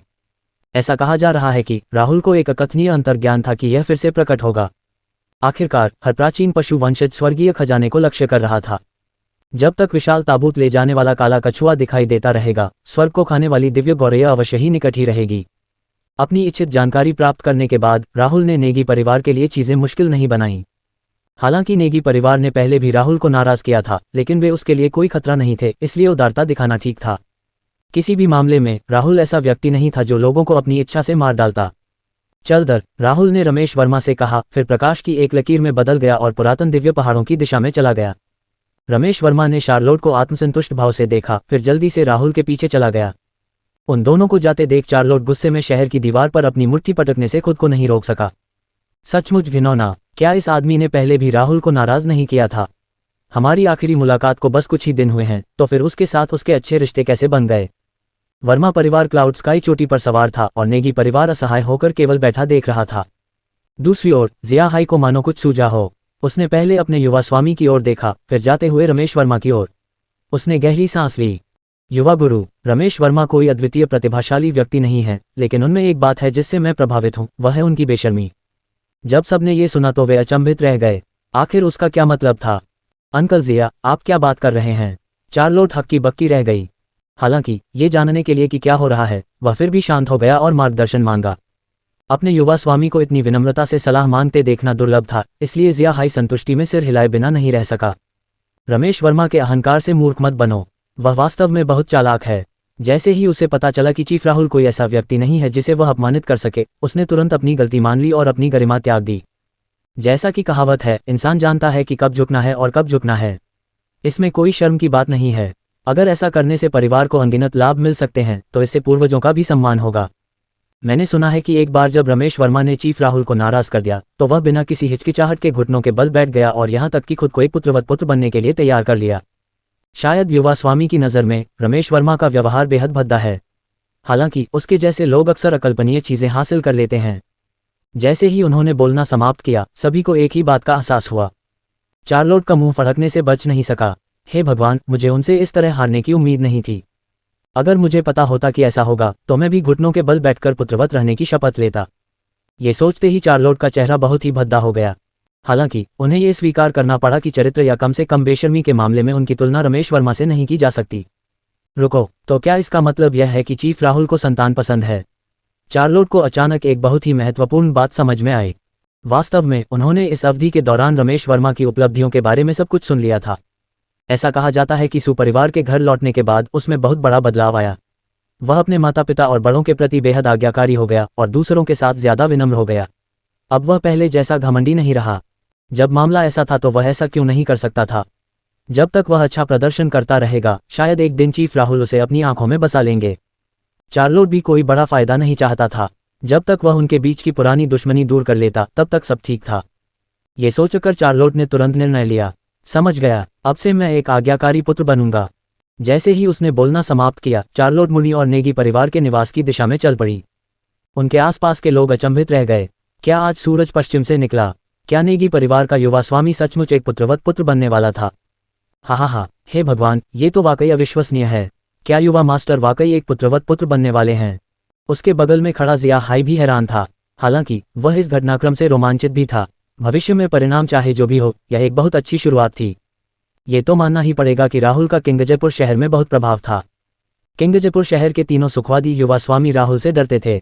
एक था रमेश वर्मा, दूसरा था चार्लोट और अंतिम था राकेश दीवान। जिया हाई ने चेहरे पर संतुष्टि भरी मुस्कान के साथ पुरातन दिव्य पर्वतों की ओर देखा। मुझे उम्मीद है कि युवा मालिक भविष्य में सचमुच बेहतरी के लिए बदल जाएगा, वरना मुझे नहीं पता कि नेगी परिवार भविष्य में कैसे गुजारा करेगा। उसके बाद जिया हाई चार्लोट का पीछा करते हुए चला गया। रहस्यवादी दुनिया में रक्त वंश अत्यंत महत्वपूर्ण था, इसलिए सामान्य परिस्थितियों में केवल प्रत्यक्ष वंशजों को ही परिवार का उत्तराधिकार प्राप्त करने की अनुमति थी। दूसरे शब्दों में, नेगी परिवार के सबसे बड़े युवा स्वामी के रूप में चार्लोट एकमात्र प्रत्यक्ष उत्तराधिकारी थे। यदि चार्लोट भविष्य में उम्मीदों पर खरा नहीं उतरा तो नेगी परिवार संभवतः खत्म हो जाएगा या खत्म हो जाएगा। नेगी परिवार के सदस्य के रूप में जिया हाई स्वाभाविक रूप से अपने परिवार को उस भाग्य से पीड़ित होते हुए नहीं देख सकता था। यही कारण था कि उसने अभी अभी चार्लोट को सही दिशा में ले जाने की पूरी कोशिश की थी। यद्यपि प्रभाव आशाजनक थे, लेकिन उन्हें यकीन नहीं था कि चार्लोट कितने समय तक टिक पाएगा। किंगजयपुर शहर के बाहर की जमीन अभी भी आग की लपटों में घिरी हुई थी। तभी अचानक आसमान से दो आकृतियां उतरीं। उन्होंने चारों ओर बिखरी लाशों और उन्हें जलाती लपटों को देखा। ओह, इसमें अचानक भुने हुए मांस जैसी गंध क्यों आ रही है? रमेश वर्मा ने नीचे जले हुए शरीर को देखा और अचानक उसके दिमाग में एक अजीब सा विचार आया। ये सुनकर राहुल का मुंह फड़क उठा और उसने उसे थप्पड़ मार दिया। ये बच्चा पिटाई की मांग कर रहा था। यह एहसास होते ही कि उसने गलत बात कह दी है, रमेश वर्मा ने जल्दी से अपना मुंह ढक लिया। उसे डर था कि कहीं राहुल के मन में उसकी छवि खराब न हो जाए। फिर वह राहुल के पीछे चला गया और फिर कुछ बोलने की हिम्मत नहीं जुटा पाया। राहुल ने कुछ देर तक उस क्षेत्र की सावधानीपूर्वक खोज की और फिर कई जानवरों की लाशों के बीच एक अजीब हड्डी पाई। चीफ राहुल, आप क्या पकड़े हुए हैं? रमेश वर्मा के नजरिए से इस हड्डी में कुछ खास नहीं था। यह कोई कीमती हड्डी भी नहीं थी, एक जानवर की हड्डी, राहुल ने पूरी गंभीरता से कहा। यह सुनकर रमेश वर्मा का मुंह खुला का खुला रह गया। कौन नहीं बता सकता था कि ये किसी जानवर की हड्डी है। हड्डी पर बने निशानों से साफ जाहिर था कि ये किसी गैंडे की हड्डी थी। राहुल ने ध्यान से अपने हाथ में यूनिकॉर्न की हड्डी को देखा और फिर उसकी नज़र कुछ दूर पर पड़ी। उसी क्षण जमीन हल्की सी कांपने लगी। आसपास की आध्यात्मिक ऊर्जा अचानक प्रचंड हो गई। हम आगे बहुत शोरगुल है, चलो वहां जाकर देखते हैं। राहुल ने गैंडे की हड्डी को हटा दिया और प्रकाश की एक लकीर में बदल गया। जल्द ही दोनों एक पर्वत शिखर पर पहुंच गए। अपने सुविधाजनक स्थान से वे स्पष्ट रूप से किसानों के एक समूह को काले धब्बे वाले शेर जानवर के चारों ओर खड़े देख सकते थे। राहुल ने अपनी आध्यात्मिक बुद्धि का इस्तेमाल करके जांच पड़ताल की। काले धब्बों वाला सिंह राक्षस किसी शून्य लोक के साधक जितना ही शक्तिशाली था। अगर ये युवा साधक मिलकर भी काम करें तो भी उससे निपटना मुश्किल होगा। हालांकि राहुल को यह भी पता चला कि साधकों में कई ऐसे बुजुर्ग भी थे जिन्होंने अभी तक कोई कदम नहीं उठाया था। ये बुजुर्ग कम से कम स्वर्ग लोक के साधक तो थे। ऐसा प्रतीत होता है कि ये किसान किसी बड़े परिवार से थे, जिसके कारण उनके साथ मजबूत संरक्षक भी थे। प्रमुख राहुल, देखिए, इन साधकों ने हमारे सौर्य दिव्य साम्राज्य के सदस्यों जैसी पोशाक नहीं पहनी है। ये उत्तर में स्थित मेवात दिव्य साम्राज्य के साधकों जैसे ज्यादा लग रहे हैं। ऐसे समय में रमेश वर्मा का ज्ञान और पैनी नजर काम आए। मेवात दिव्य साम्राज्य, राहुल ने अपनी आंखें सिकोड़ लीं। मेवात दिव्य साम्राज्य पूर्वी महाद्वीप के उत्तर में स्थित था। वे यहाँ कैसे पहुंचे? इसी समय पहाड़ की तलहटी में एक रहस्यवादी प्रभु राज्य के बुजुर्ग ने अचानक अपनी आंखें मूंद लीं। अपनी आध्यात्मिक समझ से वह आसपास के वातावरण में एक अत्यंत स्पष्ट आभा को महसूस कर सका। बूढ़े आदमी ने अपने सामने खड़े युवक से कहा, भतीजे, हमें अपने मेहमान का स्वागत करना चाहिए। क्या? ये सुनकर राजकुमार उदय की आंखें चमक उठीं और उसने तुरंत पहाड़ की चोटी पर राहुल और रमेश वर्मा को देखा। मेवात दिव्य साम्राज्य के दूसरे राजकुमार के रूप में वह शाही महल में पले बड़े थे और उन्हें बहुत सम्मानित दर्जा प्राप्त था। हालांकि दूसरा राजकुमार होने के कारण उसे राजगद्दी का उत्तराधिकारी बनने का अधिकार नहीं था। नतीजतन उसका व्यक्तित्व बेहद अरुचिकर हो गया था और जब दूसरे उसे नीची नजरों से देखते थे तो उसे सबसे ज्यादा नफरत होती थी। ... राजकुमार उदय की आंखें तुरंत ठंडी हो गईं। पहाड़ की चोटी से मेरी जासूसी करने की हिम्मत किसकी है? जल्दी से नीचे आओ और माफी मांगो। हे, ये सुनकर राहुल हंस पड़ा। फिर उसने आंखों से रमेश वर्मा को इशारा किया। सुखवादी बेटे से निपटने का सबसे अच्छा तरीका यह है कि उसके साथ निपटने के लिए पूर्व सुखवादी बेटे का उपयोग किया जाए। रमेश वर्मा ने स्वाभाविक रूप से राहुल के इरादों को समझ लिया, इसलिए वह मुस्कुराया। ये राहुल द्वारा उसे दिखावा करने का मौका दिया गया था, इसलिए उसे अपना सर्वश्रेष्ठ प्रदर्शन करना था। बस मुझे देखो। रमेश वर्मा ने चेहरे पर एक दुष्ट मुस्कान के साथ राजकुमार उदय को देखा। इस आदमी को सच में पता ही नहीं था कि उसके लिए क्या अच्छा है। चीफ राहुल के यहाँ होने के बावजूद इसने हम पर चिल्लाने की हिम्मत की। अब उसे सबक सिखाने का समय आ गया है। रमेश वर्मा ने तिरस्कार भरी मुस्कान के साथ एक कदम आगे बढ़ाया। अरे देहाती, तू कहाँ से आया है? मेरे सामने इतनी अकड़ दिखाने की तेरी हिम्मत कैसे हुई? जब राजकुमार उदय ने रमेश वर्मा की घृणा भरी अभिव्यक्ति देखी तो वह अपनी तलवार उठाने से खुद को नहीं रोक सका। विस्मयादिबोधक चिन्ह, विस्मयादिबोधक चिन्ह। यदि वे मेवात दिव्य साम्राज्य में होते तो जो कोई भी उनके प्रति अपमानजनक बात करता उसे मार दिया जाता। जब से वह छोटा था उसके बड़े भाई के अलावा किसी ने भी उसके सामने इतना घमंडी होने की हिम्मत नहीं की थी। तुम सचमुच घमंडी हो। मैं मेवात दिव्य साम्राज्य का दूसरा राजकुमार, राजकुमार उदय हूँ। अपनी जगह पहचानो किसान। क्या तुम मरने के लिए तैयार हो? उसने सोचा कि अपनी पहचान उजागर करने के बाद रमेश वर्मा भयभीत हो जाएगा। हालांकि राजकुमार उदय के भ्रम के कारण रमेश वर्मा जोर से हंस पड़े। हे, मैंने सोचा था कि यह कोई महान राजकुमार है, लेकिन यह मेवात दिव्य साम्राज्य का दूसरा राजकुमार निकला।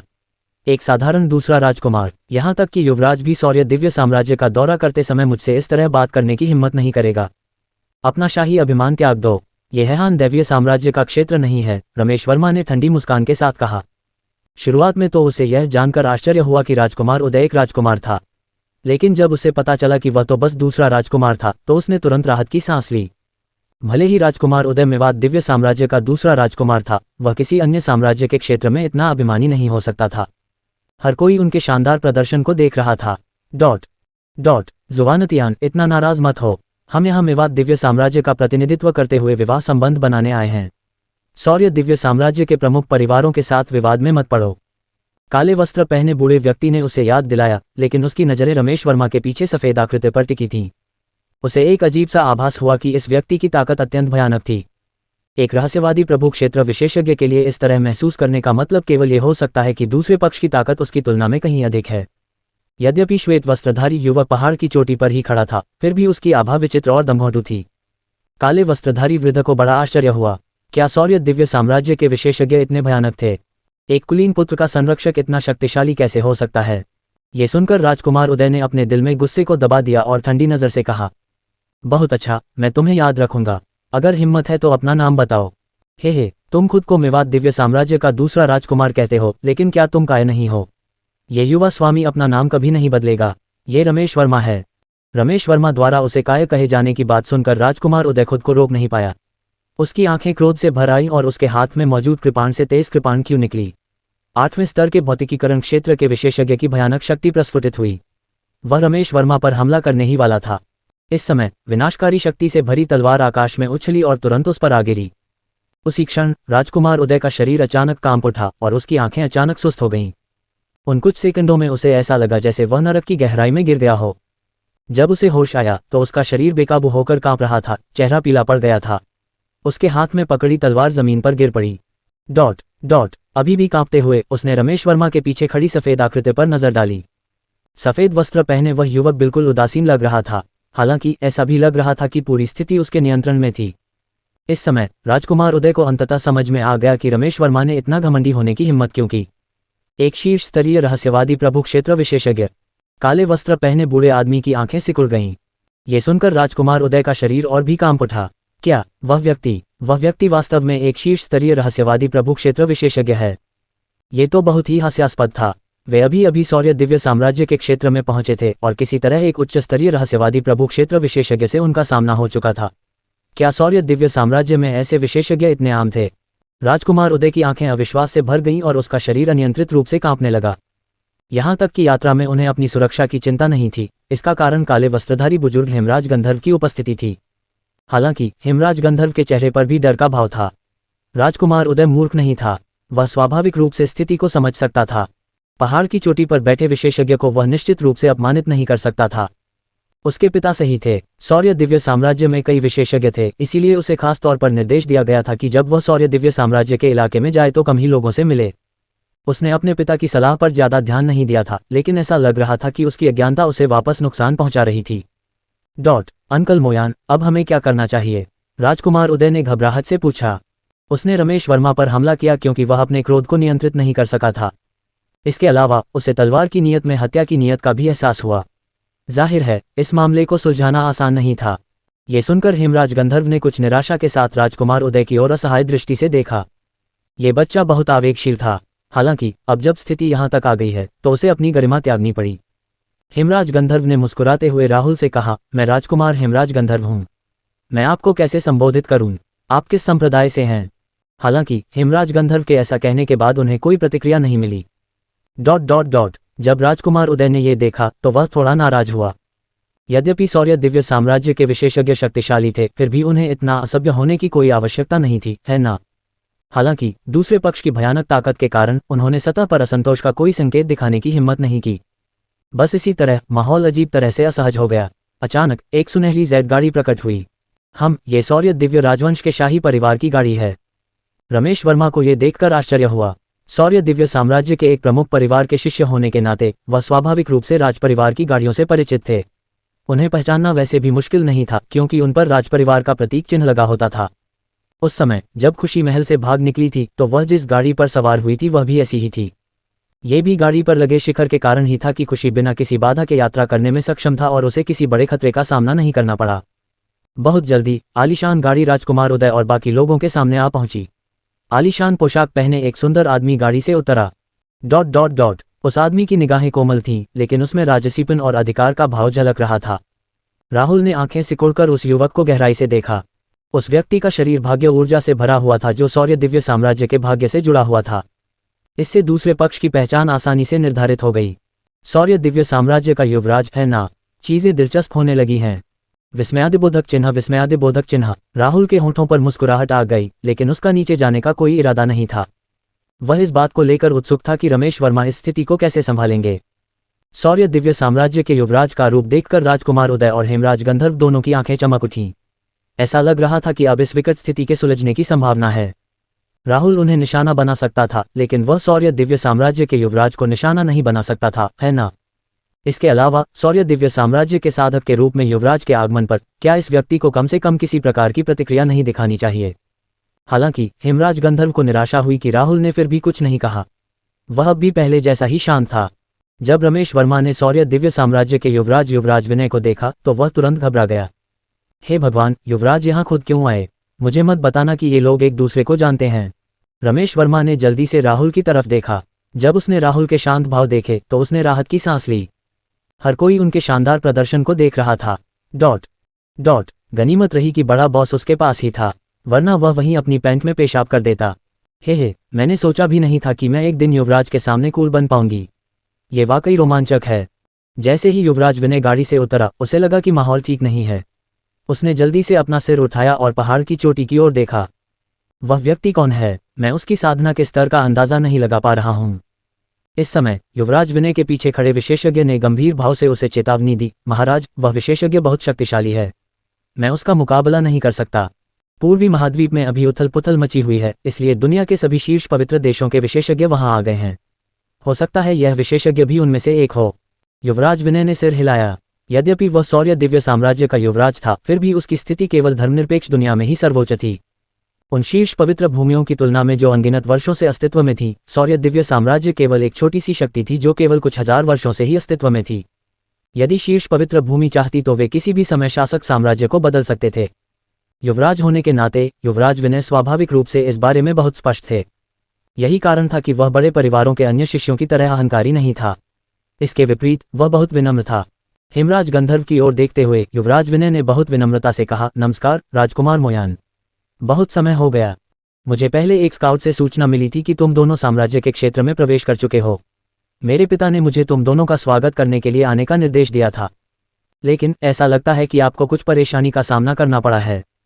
तभी युवराज विनय ने दूर खड़े रमेश वर्मा पर नजर डाली। उसने 2 और 2 जोड़ लिए थे। डॉट डॉट आह, हमने महाराज को परेशान कर दिया। हमें कोई परेशानी नहीं हुई, लेकिन यहाँ आने के बाद हमने अनजाने में इस युवा स्वामी को नाराज कर दिया। चूंकि महाराज यहाँ हैं, मुझे आशा है कि महाराज हमारे लिए कुछ अच्छे शब्द कहेंगे और देखेंगे कि क्या ये युवा स्वामी हमारी इस जल्दबाजी के लिए हमें क्षमा कर सकते हैं। हेमराज गंधर्व ने विनम्रतापूर्वक कहा। जो लोग नहीं जानते थे वे सोचते थे कि रमेश वर्मा ही वह व्यक्ति था जिसने उन्हें धमकाया था। ये सुनकर रमेश वर्मा का मुंह खुला का खुला रह गया। अदरक जितना पुराना होता उतना ही तीखा होता। दुष्टों की फायदा उठाने की क्षमता वाकई बेमिसाल थी। यदि वह चीफ राहुल न होता तो वह राजकुमार उदय की कृपाण के नीचे मर जाता। हे, ये लोग सचमुच पाखंडी थे। संघर्ष की शुरुआत इन्हीं लोगों ने की थी, लेकिन अब ये पीड़ित की भूमिका निभा रहे थे। युवराज विनय ने अपना सिर उठाया और रमेश वर्मा को देखा। वह निश्चित था कि उसे रमेश वर्मा का कोई आभास नहीं था। फिर भी उन्होंने बहुत विनम्रता से पूछा, क्या मैं आपका नाम जान सकता हूँ साथी ताओवादी? आप किस पवित्र भूमि से हैं? रमेश वर्मा ने जल्दी से खांसते हुए राहुल की शांत अभिव्यक्ति की नकल की। क्विंगयांग, रमेश वर्मा, क्विंगयांग, रमेश वर्मा। ये सुनकर युवराज विनय की आंखें जम गईं। उसे याद आया कि यह व्यक्ति किंगजयपुर शहर के सुपरिवार का भोगवादी बेटा था। चूंकि मामला ऐसा था, इसलिए इस मामले को संभालना आसान होगा। केट मिडल्टन के आउटफिट ने मेघन की शादी में मचाई हलचल। डॉट यदि रमेश वर्मा वास्तव में किसी शक्तिशाली पवित्र भूमि से आए होते तो इस मामले से निपटना बहुत अधिक कठिन होता। हालांकि वह तो एक बड़े परिवार का सदस्य था, उसकी बात को नजरअंदाज करना तो नामुमकिन था, है ना? तो मैं यंग मास्टर रमेश हूँ। मैंने आपके बारे में बहुत कुछ सुना है। हो सकता है कि मेरे दोनों दोस्त अभी गलती कर बैठे हों और अनजाने में यंग मास्टर रमेश को नाराज कर दिया हो। मुझे उम्मीद है कि यंग मास्टर रमेश मेरी खातिर उनकी गलतियों को माफ कर देंगे, युवराज विनय ने बहुत विनम्रता से कहा। बल प्रयोग से पहले शांतिपूर्ण तरीके अपनाना उनकी हमेशा से शैली रही है। आखिरकार अगर बातें मौखिक रूप से सुलझाई जा सकती हैं तो बल प्रयोग की कोई जरूरत ही नहीं है। यहाँ तक कि युवराज भी उनकी ओर से पैरवी करने के लिए आगे आए थे, इसलिए रमेश वर्मा मुश्किल स्थिति में फंस गए थे। आखिर वह भी यांगली दैवीय साम्राज्य के एक बड़े परिवार का सदस्य था। लेकिन अगर वह मान भी जाता तो क्या यह उन दोनों को छोड़ देना नहीं होता? दरअसल अगर वह युवराज की बातों को नजरअंदाज कर देते तो वह 1 साल तक इस बात पर डींगे हाँक सकते थे। उसने अपना निर्णय ले लिया। जरूर, मैं उन्हें माफ कर सकता हूँ। उन्हें बस घुटनों के बल बैठकर अपनी गलतियां माननी होंगी। क्या तुम? राजकुमार उदय क्रोधित हो गई। मैं मेवात दिव्य साम्राज्य का दूसरा राजकुमार हूँ। मुझे घुटने टेकने के लिए कहने का तुम्हें क्या अधिकार है? बचपन से ही उसने अपने पिता के अलावा किसी और के सामने कभी घुटने नहीं टेके थे। चूंकि मामला ऐसा है इसलिए और कुछ नहीं कहा जा सकता, रमेश वर्मा ने बिना किसी हिचकिचाहट के कहा। भले ही युवराज यहाँ थे जब तक राहुल उनका समर्थन कर रहा था, तो डरने की क्या बात थी? कृपया नाराज मत होइए, इतनी दूर जाने की कोई जरूरत नहीं है।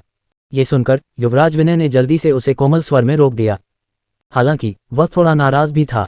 किंगजयपुर शहर के एक भोगवादी बेटे ने उसकी बात अनसुनी कर दी थी। अंकल तियांगांग, आप क्या सोचते हैं? असहाय होकर युवराज विनय केवल अपने बगल में बैठे बूढ़े आदमी की ओर मुड़ सका। उस बूढ़े आदमी का नाम माधव था। उसने अपनी पलकें थोड़ी ऊपर उठाईं और अपनी दाढ़ी पर हाथ फेरते हुए धीरे से कहा, इस मामले को सुलझाना मुश्किल नहीं है, बस पूछना है कि क्या हुआ था।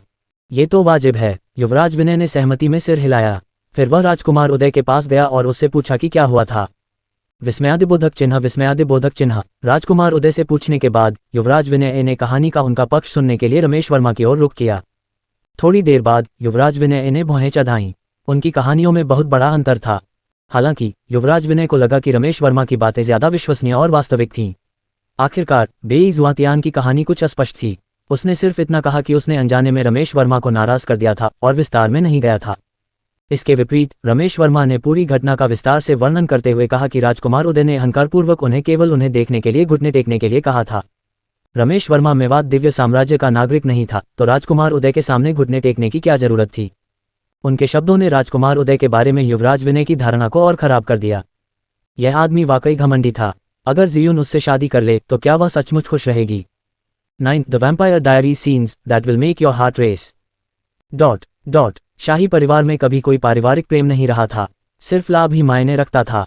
ये बात उसे साफ थी। फिर भी उसे शादी का रिश्ता मंजूर नहीं था। हालांकि यांगली दैवीय साम्राज्य में निर्णय लेने वाला वह नहीं था, उसके पिता थे।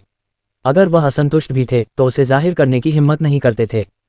दरअसल खुशी शाही महल से भागने में कामयाब रही थी उसकी मदद की बदौलत। वह नहीं चाहता था कि उसकी बहन शाही परिवार के हाथों में एक हथियार बनकर रह जाए और उसे उम्मीद थी कि खुशी को खुद चुनने की आज़ादी होगी। जो कुछ हुआ था उसे समझने के बाद युवराज विनय हैहान दैवीय साम्राज्य, खासकर राजकुमार उदय के साथ अपने विवाह गठबंधन से और भी असंतुष्ट हो गया। अगर जियून उससे शादी करती तो वह निश्चित रूप से खुश नहीं होती। ये सोचते ही उसकी अभिव्यक्ति कठोर हो गई और वह कुछ कदम पीछे हट गया। अब हस्तक्षेप करने का उसका इरादा नहीं था। क्राउन प्रिंस वेन्यू, आपका इससे क्या मतलब है।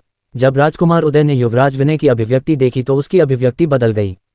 महामहिम राजकुमार मोयान, घटनाक्रम की जांच करने के बाद ऐसा प्रतीत होता है कि यह आप दोनों के बीच एक व्यक्तिगत रंजिश है, इसलिए इसे आपकी ओर से सुलझाया जाना चाहिए। शौर्य दिव्य साम्राज्य के नागरिक हमेशा से ही समझदार रहे हैं। हालांकि अगर आप इसे सुलझा नहीं सकते तो आप उनसे लड़ भी सकते हैं। आखिरकार यह एक ऐसी दुनिया है जहां केवल ताकत ही मायने रखती है। युवराज विनय हंसा, फिर गोलीबारी में गलती से फंसने से बचने के लिए कुछ कदम पीछे हट गया। चूंकि क्राउन प्रिंस ने ऐसा कहा है, वर्मा परिवार के बच्चे, अगर हिम्मत है तो आओ और मुझे चुनौती दो। राजकुमार उदय ने अहंकार से रमेश वर्मा को घूरा। हालांकि रमेश वर्मा कोई मूर्ख नहीं था। वह स्पष्ट रूप से दूसरे पक्ष का कोई मुकाबला नहीं था। कोई मूर्ख ही उस निमंत्रण को स्वीकार करेगा। छी, क्या तुम्हें सच में लगता है कि मैं तुमसे डरता हूं? अगर हिम्मत हो तो यहाँ आओ और मुझे मारो। अगर तुम काय नहीं हो तो आओ और मुझे मारो। राजकुमार उदय ने गुस्से से अपनी मुट्ठियां भींच लीं। उसके चेहरे के भाव विकृत थे और वह सचमुच इस कमीने को टुकड़े टुकड़े कर देना चाहता था।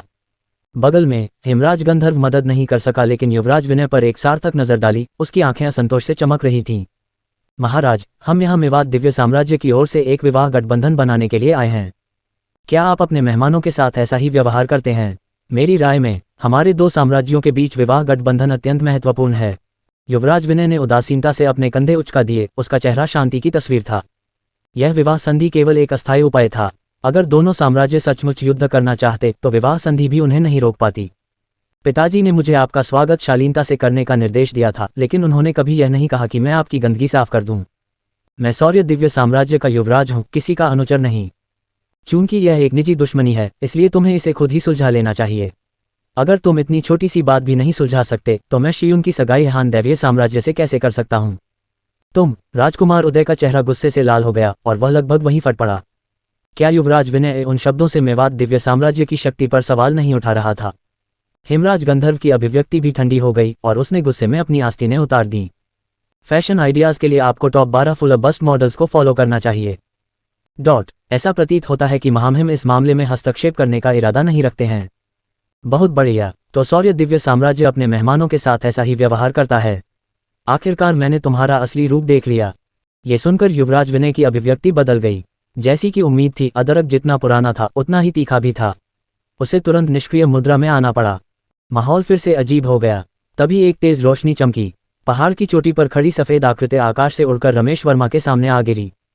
जब सभी ने ये देखा तो वे आश्चर्य से ऊपर देखने लगे, विशेष रूप से हेमराज गंधर्व, जो राहुल से सबसे अधिक डरती थी।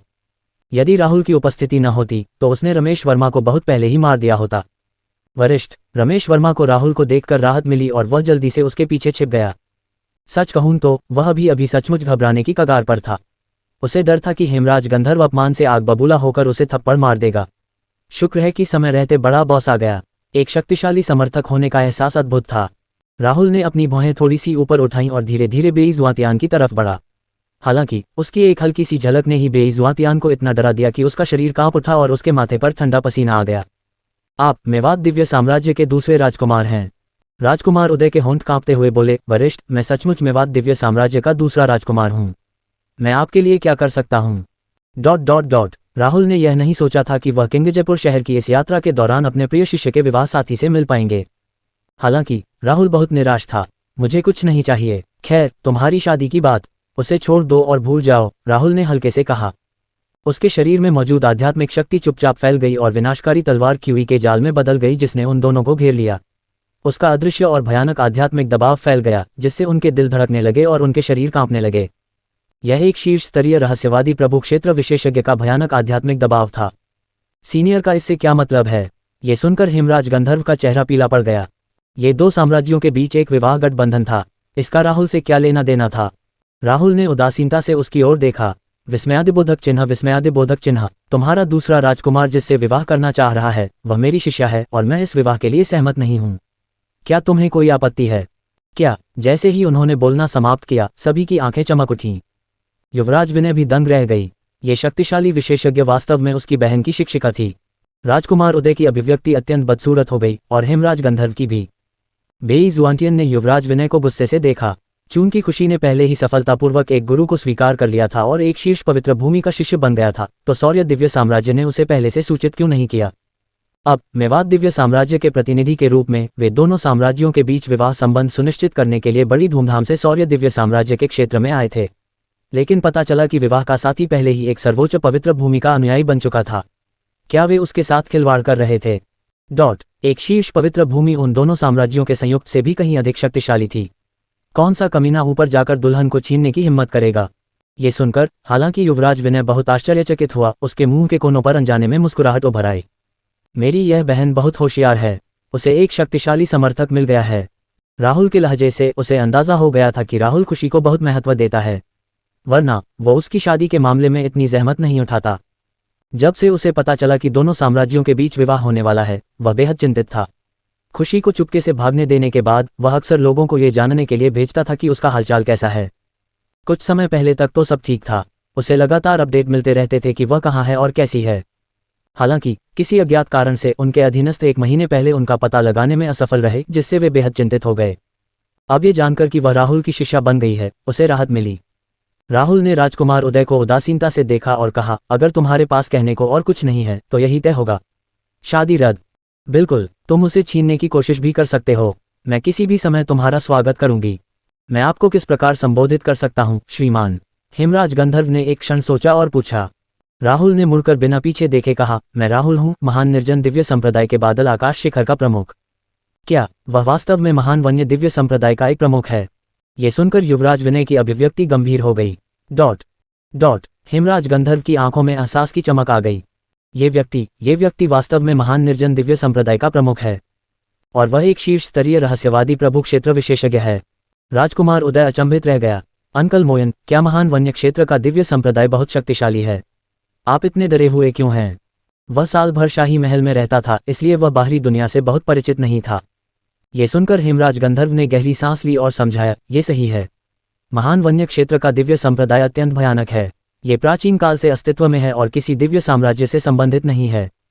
1000 साल पहले महान निर्जन दिव्य संप्रदाय में एक अजेय विशेषज्ञ था जो क्लाउड स्काई शिखर का अंतिम प्रमुख रघुवीर था। प्रमुख रघुवीर की शक्ति अद्वितीय थी।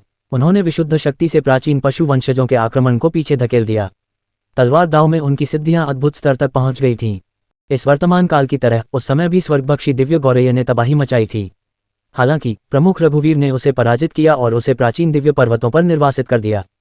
जब उन्होंने चीफ रघुवीर के बारे में सोचा तो हेमराज गंधर्व ने सम्मान और प्रशंसा की अभिव्यक्ति प्रकट की। उस समय प्रमुख रघुवीर के बारे में कहा जा सकता था कि उन्होंने अपनी अजेय तलवार से अन्य जातियों को हराने के लिए मानव जाति का नेतृत्व किया था। उसने सोचा था कि प्रमुख रघुवीर की मृत्यु के बाद महान वन्य क्षेत्र के दिव्य संप्रदाय की शक्ति क्षीण हो जाएगी। हालांकि ऐसा लग रहा था कि मेघ आकाश शिखर का नया प्रमुख रहस्यवादी प्रभु क्षेत्र के शिखर पर पहुंच गया था। हेमराज गंधर्व को सबसे अधिक आश्चर्य इस बात से हुआ कि राहुल की आभा स्थिर थी, जो इस बात का स्पष्ट संकेत था कि वह सर्वोच्च क्षेत्र तक पहुंचने वाला था। जब उसने ये सोचा तो हेमराज गंधर्व का दिल अविश्वास से भर गया। क्या महान वन्य क्षेत्र दिव्य संप्रदाय सचमुच इतना भाग्यशाली था? क्या प्रमुख रघुवीर के बाद कोई दूसरा सर्वोच्च क्षेत्र विशेषज्ञ होने वाला था? हेमराज गंधर्व का जवाब सुनने के बाद राजकुमार उदय का चेहरा निराशा से भर गया। वह अपने दिल में जानता था कि जब राहुल ने ये शब्द कहे थे तो शादी वास्तव में रद्द हो गई थी। ऐसे भयानक विशेषज्ञ के सामने उसके पिता भी अनादर दिखाने की हिम्मत नहीं कर सकते थे, उसकी तो बात ही छोड़ दीजिए। भले ही मेवात दिव्य साम्राज्य के पास कई शीर्ष पवित्र भूमियां हों, फिर भी वे इतने छोटे मामले पर महान निर्जन दिव्य संप्रदाय को कभी नाराज नहीं करेंगे। रहस्यवादी दुनिया में शक्ति सर्वोच्च थी। अंकल फैंग, क्या आपने कभी इस व्यक्ति के बारे में सुना है? इस समय युवराज विनय ने माधव राव से प्रश्न फुसफुसाया। माधव राव ने अपने चेहरे पर गंभीर भाव के साथ सिर हिलाया। मैंने सचमुच उसके बारे में सुना है। क्लाउड स्काई पीक का प्रमुख राहुल हाल के दिनों का सबसे प्रसिद्ध विशेषज्ञ है। उसने किंगजयपुर शहर में अमर दिव्य संप्रदाय के 3 बुजुर्गों को लगभग मार ही डाला था। ये सौभाग्य की बात है कि आपकी बहन उनकी शिष्या बनने में सफल रही। शायद हम राजकुमारी के रिश्ते का इस्तेमाल साम्राज्य और महान वन्य क्षेत्र के दिव्य संप्रदाय के बीच के रिश्ते को और भी गहरा करने के लिए कर सकते हैं। इसकी तुलना में मेवात दिव्य साम्राज्य के साथ विवाह गठबंधन महत्वहीन है। जब युवराज विनय ने यह सुना तो वह हैरान रह गया। उसकी बहन ने इस कदम से मानो खरगोश निकाल लिया हो। मम्मी, समझ गया। वापस आकर पापा से इस बारे में जरूर बात करूंगा। पिताजी हमेशा परिस्थिति का सही आकलन करने में सक्षम रहे हैं। वे निश्चित रूप से सही चुनाव करेंगे। राजकुमार उदय और हेमराज गंधर्व थोड़ा शर्मिंदा थे। अंकल मोयान, हमें क्या करना चाहिए? राजकुमार उदय असमंजस में था। यदि हेमराज ने राहुल के आध्यात्मिक दबाव को कम नहीं किया होता तो वह बहुत पहले ही घुटने टेक चुका होता। वे यहाँ बहुत धूमधाम से आए थे, लेकिन उन्हें दयनीय स्थिति में लौटना पड़ा, जिससे वे निश्चित रूप से मेवात दिव्य साम्राज्य में हंसी का पात्र बन गए। इसके अलावा हाई दिव्य साम्राज्य के दूसरे राजकुमार के रूप में राजकुमार उदय की स्थिति बेहद अस्थिर थी। अगर यह वैवाहिक संबंध टूट जाता तो परिणाम। हेमराज गंधर्व ने राहुल को गहराई से देखा और फिर असहाय होकर आह भरी। जुवानतियान, हमारे पास केवल एक ही विकल्प बचा है। विस्मयादिबोधक चिन्ह। क्या बात है? ये सुनकर राजकुमार उदय की आंखें चमक उठी, मानो उसे कोई रास्ता मिल गया हो। राजकुमारी खुशी को छोड़ दो और शादी के लिए किसी दूसरी राजकुमारी को चुनो। राजकुमार उदय की आंखें अनिच्छा से भरी थीं। वह शौर्य दिव्य साम्राज्य की सभी राजकुमारियों के चित्र देख चुका था। उसे सबसे ज्यादा संतुष्ट खुशी का चित्र मिला। उसने सोचा था कि शौर्य दिव्य साम्राज्य में आने के बाद वह एक सुंदर पत्नी के साथ वापस लौट सकेगा, लेकिन उसने यह उम्मीद नहीं की थी। उसका हृदय असंतोष से भरा था, लेकिन अपनी निराशा व्यक्त करने के लिए उसके पास कोई स्थान नहीं था। हार मानने के विचार से राजकुमार उदय ने क्रोध से अपने दांत पीस लिए और उसका चेहरा काला पड़ गया। ये देखकर हेमराज गंधर्व ने असहाय होकर उसका कंधा थपथपाया। जुवानतियान, जो कोई भी महान चीजें हासिल करना चाहता है उसे पहले हार पर काबू पाना सीखना होगा। मुझे पता है कि तुम इसे स्वीकार करने को तैयार नहीं हो, लेकिन यही हमारा एकमात्र विकल्प है। किसी भी स्थिति में साम्राज्यों ने विवाह के लिए साथी की पहचान की घोषणा नहीं की है, इसलिए जब तक आप किसी राजकुमारी से विवाह करते हैं, मंत्री और दरबारी सदस्य आपकी आलोचना नहीं करेंगे। राजकुमार उदय ने गहरी सांस ली और फिर सिर हिलाया। पूर्ण शक्ति के सामने झुकना ही एकमात्र विकल्प था। हालांकि उसके मन में भी नफरत का बीज बोया जा चुका था। अगर वह हैहान दैवीय साम्राज्य का युवराज होता तो क्या उसे इतना अपमान सहना पड़ता? ये सब शक्ति के कारण था। उसे पूर्ण शक्ति प्राप्त करनी थी ताकि वह दुनिया की हर चीज पर नियंत्रण कर सके। जब हेमराज गंधर्व ने यह देखा तो उसने दुख से अपना सिर हिलाया। हालांकि वह कुछ नहीं कर सकता था। आखिरकार किसने सोचा होगा कि खुशी राहुल की शिष्या बन जाएगी? राजकुमारियों को आमतौर पर महल छोड़ने की इजाजत नहीं होती, इसलिए किसी राजकुमार का किसी सर्वोच्च पवित्र भूमि में शामिल होना अभूतपूर्व था। ठीक है, यह शादी यहीं खत्म होगी। मैं फिर कभी ऐसा नहीं दोहराऊंगा। इसके बाद तुम्हारे दोनों साम्राज्य क्या करने की योजना बना रहे हैं, मुझे इसकी जरा भी परवाह नहीं। हालांकि मेरे शिष्य को किसी के भी सौदेबाजी का जरिया बनने की इजाजत नहीं है। यदि आप इससे असंतुष्ट हैं तो बेझिझक मुझे किसी भी समय क्लाउड स्काई पीक पर ढूंढ सकते हैं, राहुल ने हल्के से कहा। तभी राहुल युवराज विनय के पास गया और उसने युवराज को देखा, जो राजसी आभा बिखेर रहा था और साम्राज्य का भाग्य उसके हाथ में था। खुशी ने पहले कहा था कि वह महल छोड़ने में सक्षम थी, इसका मुख्य कारण उसका भाई युवराज था। आपने बहुत अच्छा किया। ये सुनकर युवराज विनय की आंखें चमक उठीं। युवराज विनय चीफ राहुल को बधाई देता है। युवराज विनय ने विनम्रता से प्रणाम किया। वो लड़की जियून अक्सर तुम्हारे बारे में बात करती है। आज तुम्हें देखकर लगता है तुम में वाकई एक भावी शासक जैसा गुण है। चीफ राहुल, आप बहुत दयालु हैं। ऐसी प्रशंसा अनुचित है। राहुल ये देखकर और भी हैरान हो गया। उसे उम्मीद नहीं थी कि ये आदमी चापलूसी के सामने इतना शांत रहेगा। ऐसा लग रहा था कि उसका स्वभाव स्थिर है। सौर्य दिव्य साम्राज्य का एक उत्कृष्ट उत्तराधिकारी था। राहुल ने कुछ और नहीं कहा और रमेश वर्मा की ओर देखने लगा। चल दर, केट मिडल्टन के आउटफिट ने मेघन की शादी में मचाई हलचल। ठीक है, रमेश वर्मा ने उत्सुकता से सिर हिलाया और फिर राहुल के पीछे जाने से पहले राजकुमार उदय को घमंड से घूरा। उन दोनों को जाते देख युवराज विनय मुस्कुराया। क्लाउड स्काई पीक के प्रमुख से जैसी उम्मीद थी। प्रमुख रघुवीर का उत्तराधिकारी बहुत अच्छा है। मुझे आश्चर्य है कि क्या प्रमुख राहुल प्रमुख रघुवीर से आगे निकल पाएंगे। यद्यपि यह असंभव लग रहा था, फिर भी वह राहुल की संभावनाओं के बारे में बहुत आशावादी था। आखिरकार राहुल इतना युवा था और उसकी साधना प्रतिभा और क्षमता अभी समाप्त नहीं हुई थी। ऐसा लग रहा था कि वह किसी भी समय सर्वोच्च लोक तक पहुंच जाएगा। इसमें 1000 साल लग सकते थे, लेकिन राहुल के प्राचीन लोक तक पहुंचने की संभावना थी। जहां तक पौराणिक मोहरबंद अमर लोक की बात है तो उस पर विचार करने की किसी की हिम्मत नहीं थी। आखिरकार पिछले 10,000 वर्षों में यद्यपि मानव जाति में अनगिनत उत्कृष्ट प्रतिभाएं प्रकट हुईं, फिर भी कोई भी उस सीलबंद अमर क्षेत्र को तोड़कर उस तक पहुंचने में सक्षम नहीं हो सका। महाराज, शायद हम राजकुमारी के रिश्ते का इस्तेमाल करके क्लाउड स्काई पीक से संपर्क कर सकें। अगर हम महान निर्जन दिव्य संप्रदाय के साथ अच्छे संबंध बना सकें तो सौर्य दिव्य साम्राज्य में आपकी स्थिति निश्चित रूप से अधिक सुरक्षित हो जाएगी, माधव ने सुझाव दिया। यह उचित है। युवराज विनय ने सहमति में सिर हिलाया। हालांकि अब वह सौर्य दिव्य साम्राज्य का युवराज था और उसकी हैसियत बाकियों से ऊंची कही जा सकती थी, फिर भी राजमहल में कई राजकुमार थे। अगर उसे उस शक्तिशाली विशेषज्ञ का समर्थन मिल जाए तो न सिर्फ युवराज के रूप में उसकी स्थिति मजबूत होगी, बल्कि भविष्य में साम्राज्य के उत्तराधिकार में भी उसे काफी मदद मिलेगी। ऐसा लगता है कि मुझे भविष्य में क्लाउड स्काई पीक पर जाना होगा ताकि देख सकूं कि ज़ियोन कैसा है। युवराज विनय की नज़र फिर राजकुमार उदय पर पड़ी। अब चूंकि राहुल और रमेश वर्मा चले गए थे, इसका मतलब था कि संघर्ष सुलझ गया था।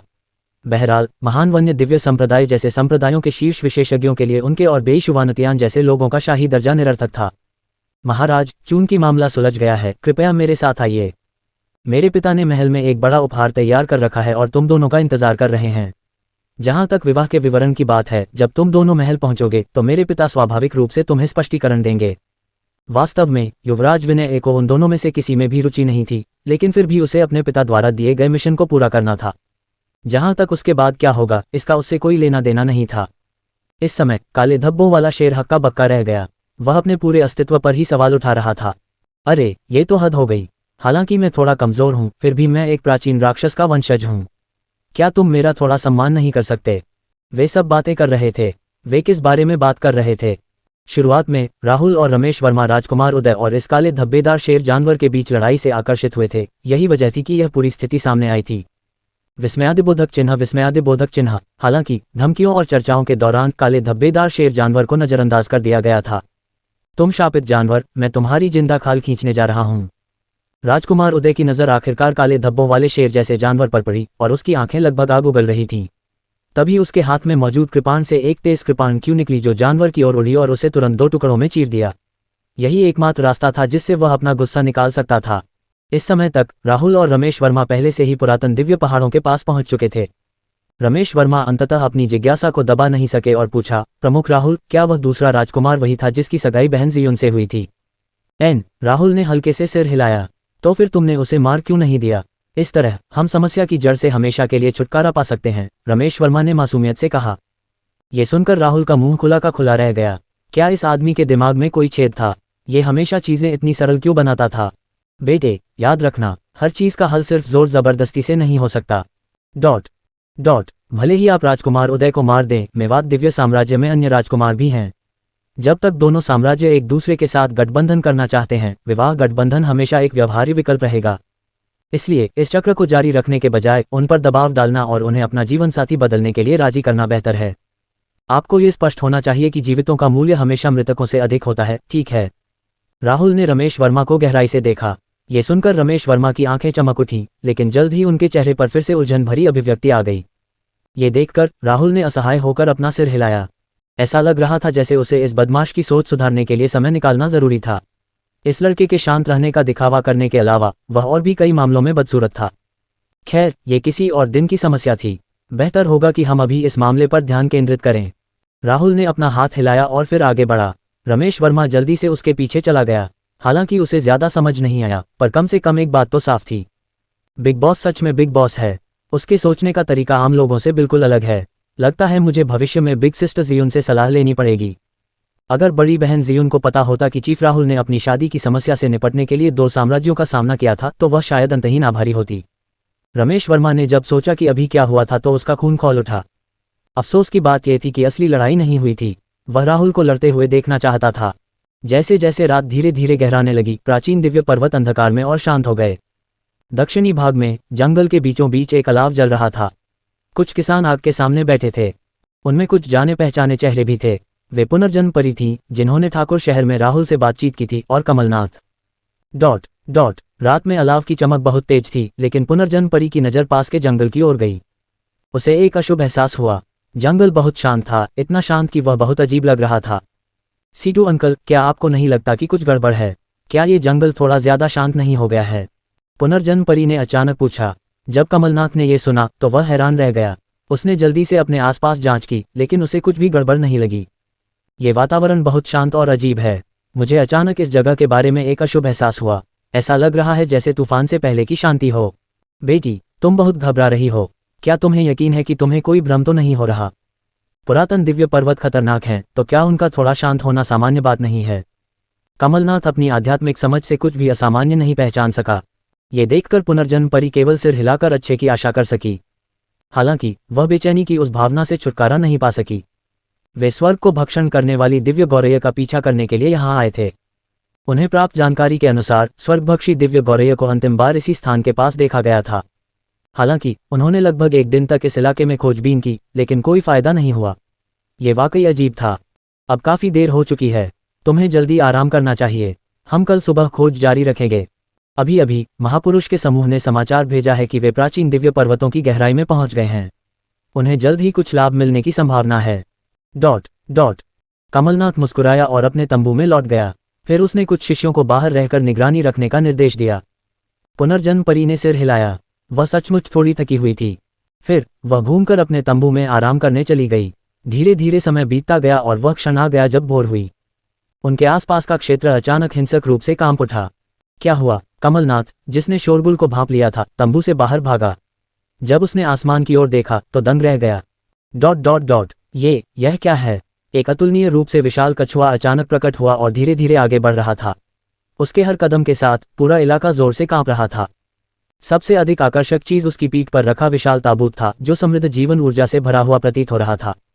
क्या वह ताबूत पौराणिक स्वर्गीय खजाना हो सकता है? सभी लोग सदमे से उभरे और ताबूत को लालच भरी निगाहों से देखने लगे।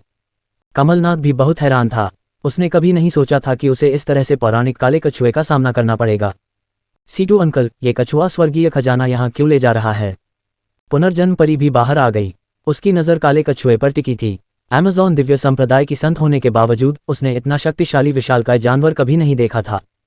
केवल उसकी आभा ही उसकी आत्मा को कंपाने के लिए पर्याप्त थी और वह लगभग अपना संतुलन खो बैठी। कमलनाथ ने भी अपना सिर हिलाया। मुझे पूरा यकीन नहीं है, लेकिन मुझे अजीब सा लग रहा है कि इस काले कछुए का दिखना कोई अच्छा संकेत नहीं है। डॉट डॉट डॉट इसमें जो स्वर्गीय खजाना था वह अत्यंत आकर्षक था तथा जीवन शक्ति से भरपूर था। कमलनाथ ने अनुमान लगाया कि ताबूत में छिपा स्वर्गीय खजाना संभवतः एक दुर्लभ दीर्घायु दिव्य खजाना था। संभवतः इसी बात ने स्वर्गभक्षी दिव्य गौरैया का ध्यान आकर्षित किया था। धमाका! काले कछुए का हर कदम बेहद धीमा था, लेकिन उसमें भयानक शक्ति समाई हुई थी। तभी जब सब देख ही रहे थे, अचानक प्राचीन दिव्य पर्वतों की दिशा से एक शक्तिशाली आभा प्रकट हुई और एक विशाल प्राचीन पशु वंश प्रकट हुआ। क्या यह असल में पिक्सियू है? ये देखकर कमलनाथ की अभिव्यक्ति में भारी परिवर्तन आया। विस्मयादिबोधक चिन्ह, विस्मयादिबोधक चिन्ह। उन्होंने यह उम्मीद नहीं की थी कि स्वर्ग को खाने वाली दिव्य गौरैया के अलावा कोई और भयानक प्राचीन पशु वंशज होगा। इसके अलावा जिस आभा से यह निकल रहा था, उससे ये पिक्सियू पहले ही सर्वोच्च क्षेत्र में पहुंच चुका था। आखिर हो क्या रहा है? पूर्वी महाद्वीप में अब हालात बहुत बदलने वाले हैं। पिक्सियू को देखकर सभी दर्शक भयभीत हो गए। कमलनाथ भी चिंतित था। उसने जल्दी से पुनर्जन्म परी और उसके पीछे खड़े साधकों से कहा, पिक्सियू का दिखना एक अशुभ संकेत है। हमें जल्द से जल्द वहां से निकल जाना चाहिए। जैसे ही उसने बोलना समाप्त किया, कमलनाथ ने जल्दी से अपने भंडारण अंगूठी में टेलीपोर्टेशन ताबीज को कुचल दिया और सभी को दूर ले गया। हर कोई उनके शानदार प्रदर्शन को देख रहा था। डॉट डॉट यद्यपि वह एक मध्य स्तरीय रहस्यवादी प्रभु क्षेत्र विशेषज्ञ था और यदि दोनों जानवरों के बीच लड़ाई होती तो वह अपनी रक्षा कर सकता था, परंतु वह शिष्यों की रक्षा करने में सक्षम नहीं था। पुनर्जन्म परी अमेज़न के दिव्य महल की संत थी, इसलिए उसे उसकी सुरक्षा सुनिश्चित करनी थी। इसलिए उसने पहले पीछे हटने और अतिरिक्त सैनिकों की प्रतीक्षा करने का फैसला किया। धमाका! इसी समय एक हाथ के आकार का बिजली का बोल्ट अचानक आकाश से गिरा और नीचे जमीन पर जा गिरा। अचानक जमीन में एक बड़ी दरार दिखाई दी और प्रभाव स्थल से बिजली की लपटें निकलती देखी जा सकती थीं। काले कछुए और पिक्सियू के प्रकट होते ही दहशत फैल गई। अमेज़न दिव्य संप्रदाय के साधकों के अतिरिक्त अन्य शीर्ष पवित्र भूमियों से भी विशेषज्ञ और शिष्य उपस्थित थे। उसी क्षण सबके चेहरे के भाव बदल गए। क्या हुआ? जब उन्होंने ऊपर देखा तो वे हैरान और स्तब्ध रह गए। हे भगवान, ये वास्तव में एक पिक्सियू है। जल्दी करो और भागो। यह आवाज़ उस क्षेत्र के कई अन्य लोगों तक भी पहुंची तथा प्राचीन दिव्य पर्वत के बाहरी क्षेत्र में स्थित सभी साधक अपनी जान बचाने के लिए भाग खड़े हुए। कमलनाथ और अन्य लोगों ने टेलीपोर्ट करने के बाद भी भागना बंद नहीं किया। ये वाकई अविश्वसनीय है। मैंने सोचा था कि प्राचीन दिव्य पर्वतों में सबसे खतरनाक चीज स्वर्गभक्षी दिव्य गौरय होगी, लेकिन अब एक पिक्सियू प्रकट हो गई है। पुनर्जन्म परी का चेहरा बेहद पीला पड़ गया था। उसे लगा कि यह उस अशुभ अनुभूति का परिणाम है जो उसने पिछली रात महसूस की थी। पिक्सियू ने काले कछुए पर हमला करने के लिए बिजली की शक्ति का इस्तेमाल किया। प्रस्फुटित हुई विनाशकारी शक्ति ने पुरातन पर्वतों को थर्रा दिया। हालांकि पिक्सियू अत्यंत शक्तिशाली था, फिर भी काला कछुआ उससे कहीं अधिक शक्तिशाली प्रतीत हो रहा था। बिजली की शक्ति फिर एक विशाल बैंगनी ड्रैगन में परिवर्तित हो गई जो आकाश को चीरता हुआ काले कछुए पर टूट पड़ा। आश्चर्य की बात यह है कि काले कछुए ने बैंगनी बिजली वाले ड्रैगन को नजरअंदाज कर दिया और आगे बढ़ना जारी रखा। फिर जैसे ही बैंगनी बिजली वाले ड्रैगन ने विशाल ताबूत को छुआ, वह गायब हो गया। कमलनाथ और बाकी लोगों को सबसे ज्यादा डर इस बात से लगा कि हालांकि विशाल काला कछुआ बहुत धीरे धीरे चल रहा था, लेकिन उसका हर कदम उसे पिक्सियू से और दूर ले जा रहा था। पिक्सियू ने उसे पकड़ने की कितनी भी कोशिश की, वह नहीं पकड़ पाया। जैसे ही हर कोई सोच रहा था कि क्या काला कछुआ फिर से बिना किसी निशान के गायब होने वाला है, अचानक पुरातन दिव्य पर्वतों की दूसरी दिशा से सब कुछ जला देने वाली लपटें फूट पड़ीं। बजर्स, एक विशाल पक्षी के आकाश में उड़ते ही एक कान फाड़ देने वाली चीख सुनाई दी। उसके हर पंख में सच्ची आग की शक्ति समाई थी। क्या स्वर्गभक्षी दिव्य गौरैया भी प्रकट हो गई है? ये देखकर सभी के चेहरे पर भाव पूरी तरह बदल गए। उन्होंने यह उम्मीद नहीं की थी कि स्वर्ग को खाने वाली दिव्य गौरैया, जिसे वे पूरे दिन खोज रहे थे, वास्तव में पुरातन दिव्य पहाड़ों के बाहर एक रेखा के नीचे छिपी हुई थी। स्वर्ग को खाने वाली दिव्य गौरैया आकाश में उड़ गई और फिर उसके विशाल पंख अचानक घूमने लगे, जिससे आग का एक घूमता हुआ चक्र बन गया जिसने आकाश को ढक लिया। सिंती, सावधान! भयानक शक्ति से युक्त एक आग का गोला अचानक पुनर्जन्म परी की ओर तेजी से बढ़ा। ये देखकर कमलनाथ के हाव भाव एकदम बदल गए। उसके शरीर की आध्यात्मिक शक्ति उमड़ पड़ी और उसने अपनी सबसे शक्तिशाली दिव्य शक्ति का इस्तेमाल करके आग के गोले को रोकने के लिए एक अवरोध खड़ा कर दिया। आखिर यह आग का गोला किसी परम सत्ता द्वारा निर्मित था।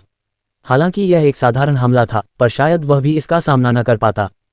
ये देखकर पुनर्जन्म परी का चेहरा और भी पीला पड़ गया।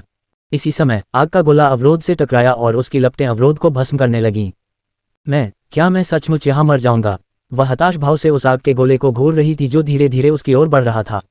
वह भागना चाहती थी, लेकिन आग के गोले का प्रभाव क्षेत्र इतना बड़ा था कि वह अपनी कम दूरी की टेलीपोर्टेशन तावीज से भी उससे आगे नहीं भाग सकती थी। नहीं, कमलनाथ ने चिंतित होकर चिल्लाते हुए अपनी दिव्य शक्ति का पुनः उपयोग करने का प्रयास किया। हालांकि इस समय एक बिजली का बोल्ट अचानक आसमान से गिरा और उसे मारने वाला था। अब कमलनाथ दुविधा में फंस गया था। वह आग के गोले को रोकने का प्रयास कर सकता था या स्वयं को तथा अपने पीछे खड़े अन्य शिष्यों को बचा सकता था। कमलनाथ निराश हो गया और भाग्य के भरोसे ही रहने लगा। हालांकि इस समय एक चमकदार सफेद दिव्य प्रकाश अचानक आकाश में चमक उठा। इस भयानक श्वेत दिव्य प्रकाश में एक अत्यंत तीक्ष्ण तलवार समाहित थी जिसने दोनों आक्रमणों को तुरंत विफल कर दिया।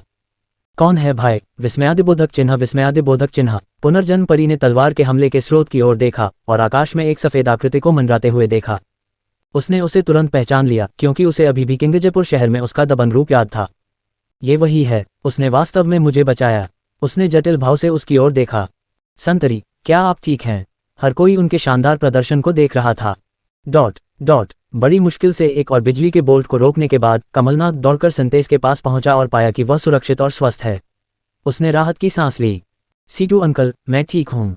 हालांकि मुझे उम्मीद नहीं थी कि वो यहाँ आएंगे। ये सुनकर कमलनाथ ने भी जल्दी से उधर देखा। राहुल! उसकी आंखें अविश्वास से भर गईं। उसने कभी उम्मीद नहीं की थी कि जीवन और मृत्यु के क्षण में ये राहुल था जिसने पुनर्जन्म परी को बचाया था। अब से अमेज़न दिव्य संप्रदाय को अपने संत को बचाने के लिए राहुल का बहुत बड़ा एहसान चुकाना होगा। प्राचीन दिव्य पर्वतों के बाहरी क्षेत्र में इस समय प्राचीन पशु वंशजों के बीच युद्ध के कारण आघात की लहरें उठ रही थीं।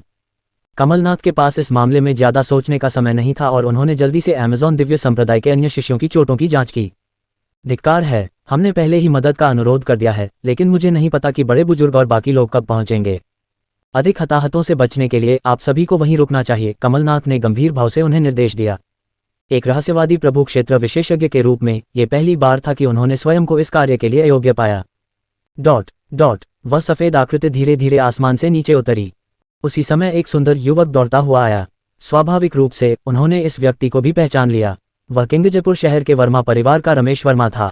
बड़े सीटू, बहुत समय हो गया, आप कैसे हैं? राहुल कमलनाथ और अन्य लोगों के पास गया।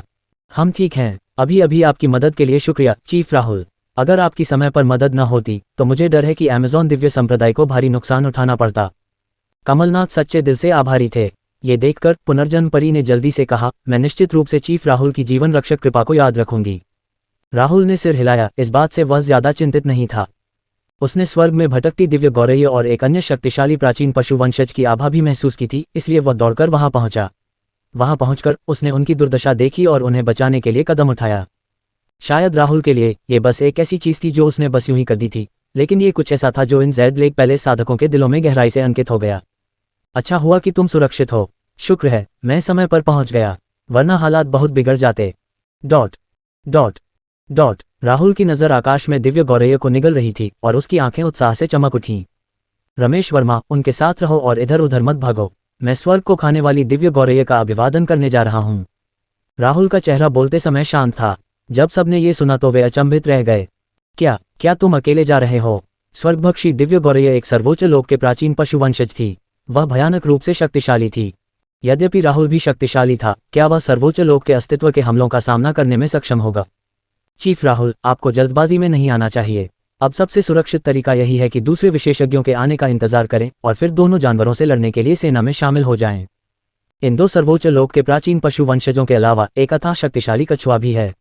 यह ऐसी चीज नहीं है जिससे हम अकेले निपट सकें। वे वैसे भी ताबूत के लिए लड़ रहे हैं, तो क्यों ना हम आराम से बैठें और लाभ उठाएं। कमलनाथ ने तुरंत स्थिति का विश्लेषण किया। जब से स्वर्गभक्षी दिव्य गौरैया प्रकट हुई थी, वह काले कछुए पर लगातार हमले कर रही थी। पिक्सियू, जो हमला कर रहा था, भी उसके हमलों की जद में आ गया। इस समय प्राचीन दिव्य पर्वतों के बाहरी इलाके लगातार हमलों से उठ रही आघात तरंगों से कांप रहे थे। यहां तक कि उस क्षेत्र में स्थानिक अवरोध भी दरकने लगा था। वहां बिजली थी, आग थी और वह अथाह कछुआ था। अभी इलाके में हर किसी ने अतिरिक्त सहायता के लिए संकट संकेत भेजे थे। अगर वे काफी देर तक इंतजार करते तो विभिन्न पवित्र भूमियों के विशेषज्ञ यहां इकट्ठा होकर जानवरों का दमन करने के लिए सेना में शामिल हो जाते। यद्यपि राहुल शक्तिशाली था, फिर भी इन जानवरों से अकेले लड़ना बहुत खतरनाक था। हालांकि कमलनाथ की बातें समझ में आती थीं, लेकिन राहुल अब और इंतजार नहीं करना चाहता था। स्वर्ग को भस्म करने वाली दिव्य गौरैया की शक्ति सर्वोच्च क्षेत्र तक पहुंच गई थी और यह उसके लिए अपनी शक्ति का परीक्षण करने के लिए बिल्कुल सही था। जब से उसने फ्लोरा तलवार तकनीक प्राप्त की थी, तब से राहुल ने कभी भी इसकी दूसरी चाल का उपयोग नहीं किया था। स्वर्ग को भक्षण करने वाली दिव्य गौरैया और पिक्सियू निस्संदेह उत्कृष्ट परीक्षण विषय थे। विस्मयादिबोधक चिन्ह, विस्मयादिबोधक चिन्ह। चिंता मत करो, मैं बस अपनी तलवार तकनीक की शक्ति का परीक्षण करने के लिए उनका उपयोग कर रहा हूं। अगर स्थिति अनुकूल नहीं लगती तो मैं आसानी से पीछे हट सकता हूं। राहुल मुस्कुराया, उसका चेहरा आत्मविश्वास से भरा हुआ था। फिर उसने एक कदम आगे बढ़ाया और एक रोशनी की किरण में बदल गया जो आकाश में उड़ रही थी। हाँ, पुनर्जन्म परी उसे रोकना चाहती थी, लेकिन अंततः वह ऐसा नहीं कर सकी। ये देखकर कमलनाथ ने आह भरी। वह बस यही दुआ कर सकता था कि राहुल सकुशल लौट आए। इस समय हर कोई पुरातन दिव्य पर्वतों के बाहरी इलाके में हो रहे इस विनाशकारी युद्ध पर ध्यान दे रहा था। डॉट डॉट दोनों जानवरों के शरीर में प्राचीन रक्तधाराएं प्रवाहित थीं और वे सर्वोच्च लोक के अस्तित्व थे। जब भी वे प्रहार करते, पहाड़ कांप उठते और जमीन फट जाती। जब सभी लोग मंत्रमुग्ध होकर देख रहे थे तो उन्होंने अचानक युद्ध क्षेत्र के मध्य में प्रकाश की एक सफेद रेखा को प्रकट होते देखा। वह आदमी कौन है? उसने दो सर्वोच्च लोक के जानवरों के बीच युद्ध में घुसने की हिम्मत की। क्या उसका दिमाग खराब हो गया है? हे भगवान, किसी ने सचमुच दखल देने की हिम्मत की। क्या ये मौत को दावत देना नहीं है? सभी की आंखें आश्चर्य से चौड़ी हो गईं और वे आकाश में दिखाई देने वाली सफेद आकृति को घूरने लगे। राहुल उदासीन निगाहों से हवा में मंडरा रहा था। उसका पूरा अस्तित्व मानो एक दिव्य तलवार बन गया था जो भयानक तलवारबाजी से भरी हुई आकाश में उड़ रही थी। जैसे ही आग का समुद्र उसकी ओर बढ़ा, सभी ने राहुल का चेहरा स्पष्ट रूप से देखा। कुछ अधिक जानकारी रखने वाले लोग तुरंत आश्चर्य से चिल्ला उठे, हे भगवान, क्या एक क्लाउड स्काई पीक का प्रमुख राहुल नहीं है? वह यहाँ क्यों है? क्या राहुल, क्या ये वही व्यक्ति है जिसने उस समय वानर जानवर को मारा था? ये सही है, वह व्यक्ति वास्तव में चीफ राहुल था, लेकिन वह यहाँ क्यों है? लगता है वो इन दोनों जानवरों को चुनौती देने की सोच रहा है ना? क्या वो थोड़ा ज्यादा घमंडी नहीं हो रहा है? भीड़ में तुरंत गर्मागर्म बहस छिड़ गई। कुछ विशेषज्ञों ने राहुल के साहस की प्रशंसा की, जबकि अन्य ने महसूस किया कि वह बहुत घमंडी था। Dot dot Rahul. उसी समय पुरातन दिव्य पहाड़ों के बाहरी इलाके में दिग्विजय ने राहुल को आकाश में प्रकट होते देखा और उसकी आंखों की गहराई में एक पागल हत्या का इरादा दिखाई दिया। वह कभी भी उस अपमान को नहीं भूला था जो राहुल ने उसे किंग जयपुर शहर में दिया था। यही वह अनुभव था जिसने उसके ताओहृदय को भी ध्वस्त कर दिया था। सौभाग्य से अमर दिव्य संप्रदाय के वरिष्ठ ने व्यक्तिगत रूप से उसकी सहायता की थी, अन्यथा उसकी साधना का स्तर भी गिर जाता। तुम सच में खुद ही एक सर्वोच्च लोक के स्वर्ग से लड़ने की कोशिश कर रहे हो जो दिव्य गौरय को खा रहा है। तुम सच में मौत को दावत दे रहे हो, दिग्विजय ने ठंडी आंखों से कहा। अब सभी की निगाहें राहुल पर थीं। राहुल हवा में मंडरा रहा था, लेकिन उसने तुरंत हमला करने का फैसला नहीं किया। इसके बजाय उसने अपनी 2 उंगलियां आगे की ओर रखीं और अपनी उंगलियों से तलवार की कीवी को गाढ़ा किया। कुछ क्षण बाद राहुल की आंखें थोड़ी सी घूम गईं जब उसने आकाश में उस विशाल पक्षी को देखा जो आग के समुद्र में घिरा हुआ था। तभी उसकी अत्यंत शक्तिशाली तलवार कीवी आकाश में उड़ गई। पल भर में आग और बिजली का समुद्र फट गया और आकाश में एक विशाल तलवार प्रकट हुई। उसी समय स्वर्गभक्षी दिव्य गौरय को खतरे का आभास हुआ और उसने तुरंत एक असहज चीख निकाली। ये फ्लोरा तलवार तकनीक की दूसरी तलवार चाल थी। इससे आकाश टूट सकता है और पृथ्वी नष्ट हो सकती है। राहुल ने जब से इस तकनीक की साधना शुरू की थी, तब से यह पहली बार था जब वह इसका इस्तेमाल कर रहा था। उसकी आंखें उत्साह से भरी हुई थीं। ये तलवार कीवी जीवन और मृत्यु की शक्ति को नियंत्रित करती है। डॉट डॉट डॉट उस क्षण समस्त प्राचीन दिव्य पर्वतों के सभी फूल और पौधे तुरंत कांप उठे और एक अत्यंत गहन तलवार कीवी विशाल तलवार में प्रवाहित हो गई। इसमें कोई दिखावटी चाल नहीं थी, केवल अत्यधिक शक्ति थी। ये तो अविश्वसनीय है। ये कैसी तलवारबाजी तकनीक है? हे भगवान, कितनी अद्भुत तलवारबाजी! क्या वाकई इसे किसी इंसान ने बनाया है? जब सभी ने ये दृश्य देखा तो वे अचंभित और सदमे से भर गए। रुको, क्या ये कोई पौराणिक दिव्य तकनीक हो सकती है जो कानूनों की शक्ति को पार कर गई है? मुझे उम्मीद नहीं थी कि तलवार डेप में राहुल की उपलब्धि इस स्तर तक पहुंच जाएगी। ये सचमुच अकल्पनीय है। इस क्षण आकाश में लटकी तलवार अंततः संघनित हो गई। उसी क्षण एक अदृश्य शक्ति अचानक प्रकट हुई और उसने आसपास के वातावरण को एक विशेष क्षेत्र में घेर लिया।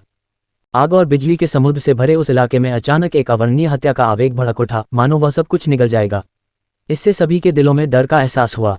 उसी समय दिग्विजय का चेहरा उस भयानक आभा को महसूस करते ही बेहद बदसूरत हो गया। पास का एक पेड़ उसकी मुट्ठी से 2 टुकड़ों में टूट गया था और उसका बुजुर्ग चेहरा धीरे धीरे जंगली हो गया था। ये कैसे संभव है? उसने इतनी उच्च स्तरीय तलवारबाजी कैसे सीखी होगी? दिग्विजय पागल होने की कगार पर था।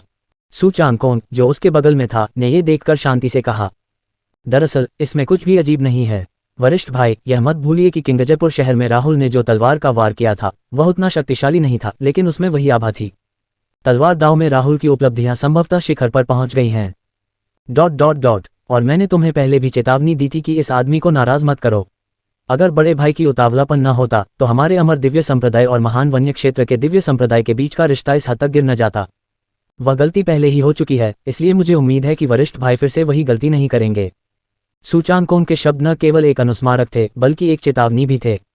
ये स्पष्ट था कि यदि दिग्विजय ने फिर से वही चुनाव किया तो न केवल सु चांगकोन चुपचाप खड़ा रहेगा और कुछ नहीं करेगा, बल्कि अमर दिव्य संप्रदाय भी उसे त्याग सकता है। आखिरकार अमर दिव्य संप्रदाय एक प्राचीन संप्रदाय था जो अनगिनत वर्षों से अस्तित्व में था। उनके लिए किसी समान रूप से शक्तिशाली संप्रदाय को सिर्फ इसलिए अपना शत्रु बनाना असंभव था क्योंकि एक साधारण रहस्यवादी स्वामी क्षेत्र के बुजुर्ग को दूसरे संप्रदाय से द्वेष था। दिग्विजय स्वाभाविक रूप से इसे समझ गया था, इसलिए वह केवल असहाय होकर अपने दांत पीस सकता था और अपने गुस्से को निगल सकता था। उसी समय पुनर्जन्म परी राहुल और भयानक विशाल तलवार को देख रही थी। विस्मयादिबोधक चिन्ह, विस्मयादिबोधक चिन्ह। चाचा सीटू, क्या आप इस तलवार तकनीक के पीछे का रहस्य देख सकते हैं? इसकी तुलना हमारे संप्रदाय की न्याय तलवार तकनीक से कैसे की जा सकती है? वह बहुत उत्सुक थी। तलवार दाव के मामले में राहुल किस स्तर तक पहुंच गया था? उसने इतनी भयानक तलवारबाजी तकनीक कैसे सीखी? जब से वह किंग जयपुर शहर में राहुल से मिली थी तब से वह उस पर मोहित हो गई थी। किसके पीछे? 8 एक्टर्स जो एक दूसरे को बर्दाश्त नहीं कर सके। डॉट डॉट इतना प्रतिभाशाली विशेषज्ञ 100 साल तक कैसे गुमनाम रहा? क्या इसके पीछे कोई खास वजह थी? वानर जानवर की कीमती हड्डी वाली घटना के बाद ही उसकी प्रसिद्धि बढ़ी थी। उससे पहले रहस्य जगत में उसके बारे में कोई अफवाह भी नहीं थी। क्या उन्होंने प्रसिद्धि और गौरव को त्याग दिया था? क्या यही एक अद्वितीय विशेषज्ञ का सच्चा आचरण था? वर्षों से वह ये देखने के लिए मनीष तिवारी के साथ प्रतिस्पर्धा कर रही थी कि कौन अधिक शक्तिशाली है, लेकिन राहुल को देखने के बाद वह समझ गई। एक सच्चे विशेषज्ञ को खुद को किसी के सामने साबित करने की जरूरत नहीं होती। असली सोना हमेशा चमकता रहता है। कमलनाथ ने राहुल को गहराई से देखा, फिर आह भरी। यद्यपि हमारे संप्रदाय की निर्णय तलवार तकनीक शक्तिशाली है, राहुल की तलवार तकनीक संभवतः कानूनों की शक्ति की सीमाओं से परे है। उनके शब्दों ने अमेज़न दिव्य संप्रदाय के साधकों को चौंका दिया। क्या उसकी तलवारबाजी वाकई इतनी भयानक है? इतनी भयानक कि हमारे संप्रदाय की न्याय तलवार भी उसका मुकाबला नहीं कर सकती। दोनों एक ही स्तर पर भी नहीं हैं, कमलनाथ ने बहुत गंभीरता से कहा। ये सुनकर सभी को थोड़ी निराशा हुई। डॉट डॉट महान वन्य क्षेत्र दिव्य संप्रदाय, अमर दिव्य संप्रदाय और अमेज़न दिव्य संप्रदाय, ये सभी सर्वोच्च पवित्र भूमियां थीं। हालांकि ऐसा लग रहा था कि महान वन्य क्षेत्र दिव्य संप्रदाय अब समूह से अलग होकर उभरने वाला था। बज़र्स। तभी स्वर्गभक्षी दिव्य गौरैया ने एक कर्णभेदी चीख मारी, मानो उसे किसी भयानक खतरे का आभास हो गया हो और उसके पंख सच्ची आग की भयानक शक्ति से भर गए हों। जाहिर है, खतरे का यह आभास आकाश में उस विशाल दिव्य तलवार से आया था। उसने तुरंत पिक्सियू पर हमला करना छोड़ दिया और अपनी सारी शक्ति इकट्ठा करके राहुल की ओर धावा बोल दिया। स्वर्ग को निगलने वाली दिव्य गौरैया के लिए राहुल कहीं ज्यादा बड़ा खतरा था। उसने अपना मुंह खोला और एक शक्तिशाली चूषण बल उत्पन्न हुआ जैसे ही उसने राहुल को निगलने की कोशिश की। हालांकि राहुल स्वाभाविक रूप से ऐसा नहीं होने देगा। उसकी चरम स्तर की रहस्यवादी प्रभु क्षेत्र साधना प्रस्फुटित हो गई। हालांकि वह सर्वोच्च क्षेत्र तक नहीं पहुंचा था, फिर भी यह उसे स्वर्गभक्षी दिव्य गौरैया से लड़ने से नहीं रोक सका। चलो लड़ाई करें, राहुल ने आकाश की ओर चिल्लाया। उसके चेहरे पर एक पागल मुस्कान थी। कुछ ही क्षणों बाद उस विशाल दिव्य तलवार ने एक भयावह आभा छोड़ी और अंतरिक्षीय अवरोध में एक बड़ा छेद भी कर दिया। वह हत्या के इरादे से भरी हुई थी, मानो सब कुछ निगल जाना चाहती हो। फिर वह एक रक्तलाल दिव्य अजगर में परिवर्तित हो गया जो दिव्य गौरैया को निगलता हुआ स्वर्ग की ओर चला गया। यह एक ऐसा हमला था जिसमें राहुल की सारी शक्ति समाहित थी और इसने स्वर्ग को खाने वाली दिव्य गौरैया को जकड़ लिया था। केट मिडल्टन के आउटफिट ने मेघन की शादी में मचाए हलचल। डॉट उसकी आंखों में भय की झलक उभर आए, उसका शरीर कांप उठा। वह उस रक्तलाल दिव्य अजगर के भीतर छिपी भयानक तलवार की मंशा को स्पष्ट रूप से महसूस कर सकता था। जब उसे पता चला कि रक्तलाल दिव्य ड्रैगन ने उसकी आभा को जकड़ लिया है और बचने का कोई रास्ता नहीं है, तो उसने तुरंत हमले की शक्ति को भंग करने के प्रयास में चूषण बल का उपयोग किया। धमाका, दोनों सेनाएं एक दूसरे से टकरा गईं, जिससे पूरा क्षेत्र हिल गया। कुछ ही क्षणों में प्राचीन दिव्य पर्वतों में अचानक रक्त की वर्षा होने लगी। ये रक्त स्वर्गभक्षी दिव्य गौरैया का था। सबने ऊपर देखा कि स्वर्ग को खाने वाली दिव्य गौरैया के पंख का आधा हिस्सा राहुल ने काट दिया था। हे भगवान, क्या ये सच है? जब सभी ने ये दृश्य देखा तो वे आश्चर्यचकित रह गए कि स्वर्ग को भक्षण करने वाली दिव्य गौरैया भी उस तलवार के प्रहार का सामना नहीं कर पाई थी। हर कोई साफ साफ महसूस कर सकता था कि स्वर्गीय दिव्य गौरैया की कीमती हड्डी से एक तेज रोशनी निकल रही थी। जाहिर था कि उसने अभी अभी अपनी विरासत में मिली दिव्य क्षमता का इस्तेमाल किया था। फिर भी राहुल की तलवार के हमले से वह अभी भी गंभीर रूप से घायल हो गया था। बज़र्स। स्वर्ग को खाने वाली दिव्य गौरैया ने एक पीड़ा भरी चीख निकाली, क्योंकि वह राहुल को डर से देख रही थी। जब से यह पैदा हुआ था, इसे इतनी गंभीर चोट कभी नहीं लगी थी। यहाँ तक कि अजेय प्रमुख रघुवीर भी इसे केवल पुरातन दिव्य पर्वतों तक वापस ले जाने में सक्षम था, लेकिन इसे कोई गंभीर क्षति पहुंचाने में असमर्थ था। स्वर्ग को खाने वाली दिव्य गौरैया का विशाल शरीर जमीन पर गिर पड़ा और उसकी जीवन शक्ति तेजी से खत्म हो रही थी। रुको, क्या चीफ राहुल ने एक ही वार में स्वर्गभक्षी दिव्य गौरैया को मार डाला? जब सभी ने ये दृश्य देखा तो वे अचेत हो गए। जैसे ही सभी ने सोचा कि वह मरने वाला है, उसके विशाल शरीर से अचानक तेज चमक के साथ आग की लपटें निकलने लगीं। ये देखकर सबके चेहरे पर एकाएक भाव बदल गए। स्वर्ग को निगलने वाली दिव्य गौरैया एक परम सत्ता थी। भले ही उसके शरीर को गंभीर चोट लगी हो, लेकिन जब तक उसकी आत्मा जीवित है, वह ठीक हो सकती है। राहुल ने ये देखा तो उसने अपनी आंखें थोड़ी ऊपर उठाईं। उसे भी थोड़ा आश्चर्य हुआ। हालांकि इससे कोई फर्क नहीं पड़ा। अगर वह उसे एक वार में नहीं मार पाया तो दूसरा वार जरूर करेगा। इसी समय स्वर्गभक्षी दिव्य गौरैया ने राहुल की ओर एक विशाल अग्नि गुब्बार उगल दिया, जिससे वह पीछे हट गया। सर्वोच्च लोक के अस्तित्व के रूप में शक्ति के मामले में यह स्वाभाविक रूप से राहुल से आगे निकल गया। अभी अभी वह बहुत लापरवाह हो गया था और पिक्सियू द्वारा विचलित हो गया था। यही कारण था कि वह राहुल के हमले से गंभीर रूप से घायल हो गया था। कठिन रास्ते से सीखने के बाद वह फिर से वही गलती नहीं करेगा। राहुल को पीछे धकेलने के लिए आग के गोले का इस्तेमाल करने के बाद स्वर्गभक्षी दिव्य गौरैया ने दोबारा हमला करने का विकल्प नहीं चुना। इसके बजाय उसने राहुल को तीखी नजरों से देखा, फिर एक प्रकाश की किरण में बदल गई और गायब हो गई। यद्यपि सर्वोच्च लोक के प्राणी की बढ़ती जीवन शक्ति के कारण उसका शरीर सफलतापूर्वक ठीक हो गया था, फिर भी वह कमजोर हो गया था। इसके अलावा ये तलवार के बहुत अधिक वार नहीं झेल सकता था, अन्यथा ये सचमुच यहीं दफन हो सकता था। भागने की कोशिश कर रहे हो? यह इतना आसान नहीं होगा। राहुल के शरीर से राक्षसी तलवार फूट पड़ी और वह प्रकाश की एक चमकदार रेखा में बदल गया और स्वर्ग को निगलने वाली दिव्य गौरैया का पीछा किया। हालांकि यह एक प्राचीन जानवर का वंशज था जो अपनी गति के लिए जाना जाता था। अगर राहुल टेलीपोर्टेशन की शक्ति का इस्तेमाल भी करता तो भी वह उसे पकड़ नहीं पाता। Dot slim fit. डॉट ये जानवर बहुत तेज दौड़ता है। असहाय होकर राहुल केवल हार मान सकता था। उसने पूरी ताकत लगा दी थी, लेकिन उसकी गति का मुकाबला नहीं कर पाया। अब उसे समझ में आया कि मुखिया रघुवीर स्वर्गभक्षी दिव्य गौरैया को क्यों नहीं मार पाया था। हालांकि राहुल ऐसा दुर्लभ अवसर नहीं छोड़ना चाहता था। अगर उसने उसे घायल अवस्था में नहीं मारा तो उसके ठीक होने पर उसके लिए मुसीबत खड़ी हो जाएगी। आपको कहीं नहीं जाना है।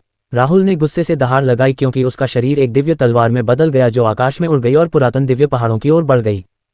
हे भगवान, क्या यह आदमी कुछ ज्यादा ही क्रूर नहीं है? यहाँ असली जानवर कौन है? जब सभी ने ये दृश्य देखा तो वे पूरी तरह से अचंभित रह गए। उन्होंने राहुल की युद्ध उपलब्धियों के बारे में सुना था और जानते थे कि वह भयानक रूप से शक्तिशाली है, लेकिन शक्ति का ये प्रदर्शन उनकी कल्पना से भी परे था। एक शीर्ष स्तरीय रहस्यवादी प्रभु क्षेत्र विशेषज्ञ एक सर्वोच्च क्षेत्र जानवर का पीछा कर रहा था। क्या ये किसी प्रकार का स्वप्न या भ्रम था? क्या हो रहा था? क्या दुनिया पागल हो गई थी? राहुल ने ये सब कैसे हासिल किया? वह इतना ताकतवर कैसे बन गया? राहुल की विनाशकारी तलवार क्यों आसमान में उड़ गई? पल भर में वह अंतरिक्ष को चीरती हुई स्वर्ग की ओर बढ़ गई और दिव्य गौरैया को निगल गई। तभी स्वर्गभक्षी दिव्य गौरैया पलटी और लगभग डर के मारे मर गई। वह इस मानव की तलवार के वार से डरने लगी थी और अब लापरवाही बरतने की हिम्मत नहीं कर पा रही थी। उसने अपनी देह को अपनी चरम सीमा तक धकेला और तेजी से आगे बढ़ते हुए चमकदार तलवार की क्यूई को चकमा दिया। फिर उसने अचानक अपना विशाल मुंह खोला और वह अद्वितीय चूषण शक्ति अचानक फिर से प्रकट हुई, अपने आसपास के जीवों को निगलने की कोशिश में। राहुल ने ये देखा तो उसके चेहरे के भाव बदल गए। उसकी आध्यात्मिक शक्ति उमड़ पड़ी और उसने दिव्य गौरैया के शरीर में ऊर्जा के प्रवाह को ध्यान से देखा। अचानक उसे पता चला कि स्वर्गभक्षी दिव्य गौरैया के शरीर के भीतर की कीमती हड्डी से एक चमकदार दिव्य प्रकाश निकल रहा था। वह एक रहस्यमयी रून में बदल गया। जैसे जैसे स्वर्गभक्षी दिव्य गौरैया अपने आसपास के जीवों को खा रही थी, उसकी चोटें धीरे धीरे ठीक हो रही थीं। मैं समझ गया। मुझे उम्मीद नहीं थी कि स्वर्ग को खाने वाली दिव्य गौरैया अपनी भक्षण शक्ति का उपयोग अपनी चोटों को ठीक करने के लिए कर पाएगी। राहुल ने अपनी आंखें सिकोड़ लीं। प्राचीन कथाओं के अनुसार स्वर्गभक्षी दिव्य गौरैया अराजकता युग में उत्पन्न एक क्रूर पशु थी। ये रहस्यमयी दुनिया में पूर्वी समुद्र की गहराई में पैदा हुई थी और सुनहरे कौवे जैसे दिव्य पशु की तरह फुसांग वृक्ष पर रहती थी। दोनों में बस इतना ही अंतर था कि सुनहरा कौवा दिव्य पशु दिन में प्रकट होता था और अपनी दिव्य शक्ति से पृथ्वी पर प्रकाश डालता था। इसीलिए मनुष्य उसे दिव्य पशु कहते थे। इसकी तुलना में जब भी रात होती, स्वर्ग को खाने वाली दिव्य गौरैया चुपचाप प्रकट होती और अपनी भयानक और विचित्र भक्षण शक्ति का उपयोग करके सब कुछ खा जाती तथा हर चीज और हर किसी को अपना भोजन समझती।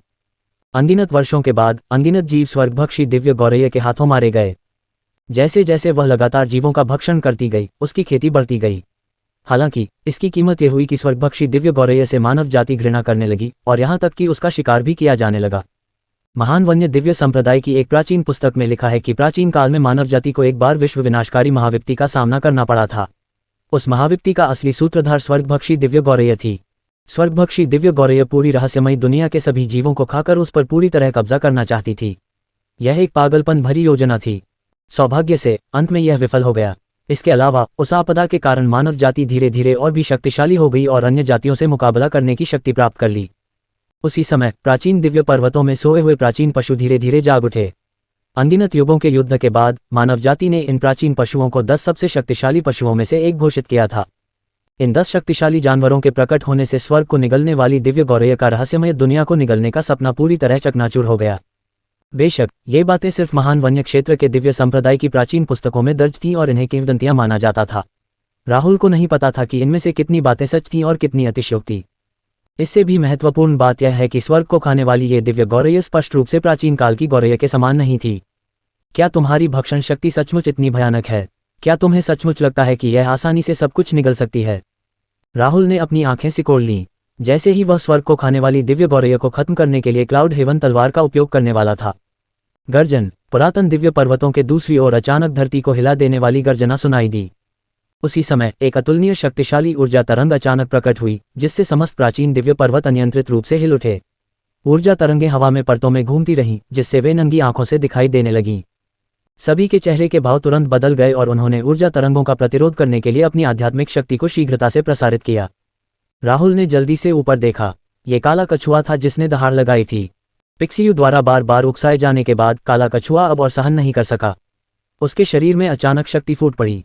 ये केवल एक दहाड़ थी, लेकिन इसने पिक्सियू को उड़ा दिया। कुछ ही क्षणों बाद काले कछुए ने अपना विशाल पैर उठाया, जो कानूनों की विनाशकारी शक्ति में लिपटा हुआ था, और अचानक उसे लात मार दी। हर जगह जगह दरारें दिखाई देने लगीं और पिक्सियू आने वाले पैर को भयभीत होकर घूरने लगा। उसने अपनी सारी आध्यात्मिक शक्ति प्रसारित कर दी और अपनी स्वर्गीय बिजली को उन्मत्तता से चार्ज कर दिया। तभी पूरा आसमान धूसर हो गया। आकाशीय बिजली की भयानक शक्ति आकाश में चमक उठी और बिजली की एक तेज धार में बदल गई, जो काले कछुए की ओर बह रही थी। इसी समय एक विशाल पर्वत के ऊपर से अचानक एक शक्तिशाली आभा प्रकट हुई। अचानक एक बंदर एक विशाल डंडा लिए पहाड़ की चोटी पर प्रकट हुआ। उसकी रक्त लाल आंखों में भयानक शक्ति थी। क्या यह असल में एक जुयान है?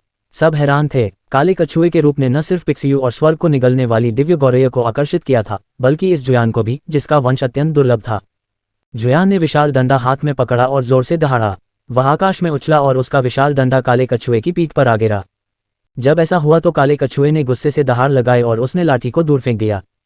कुछ ही देर बाद तीनों अत्यंत शक्तिशाली जानवरों में लड़ाई शुरू हो गई।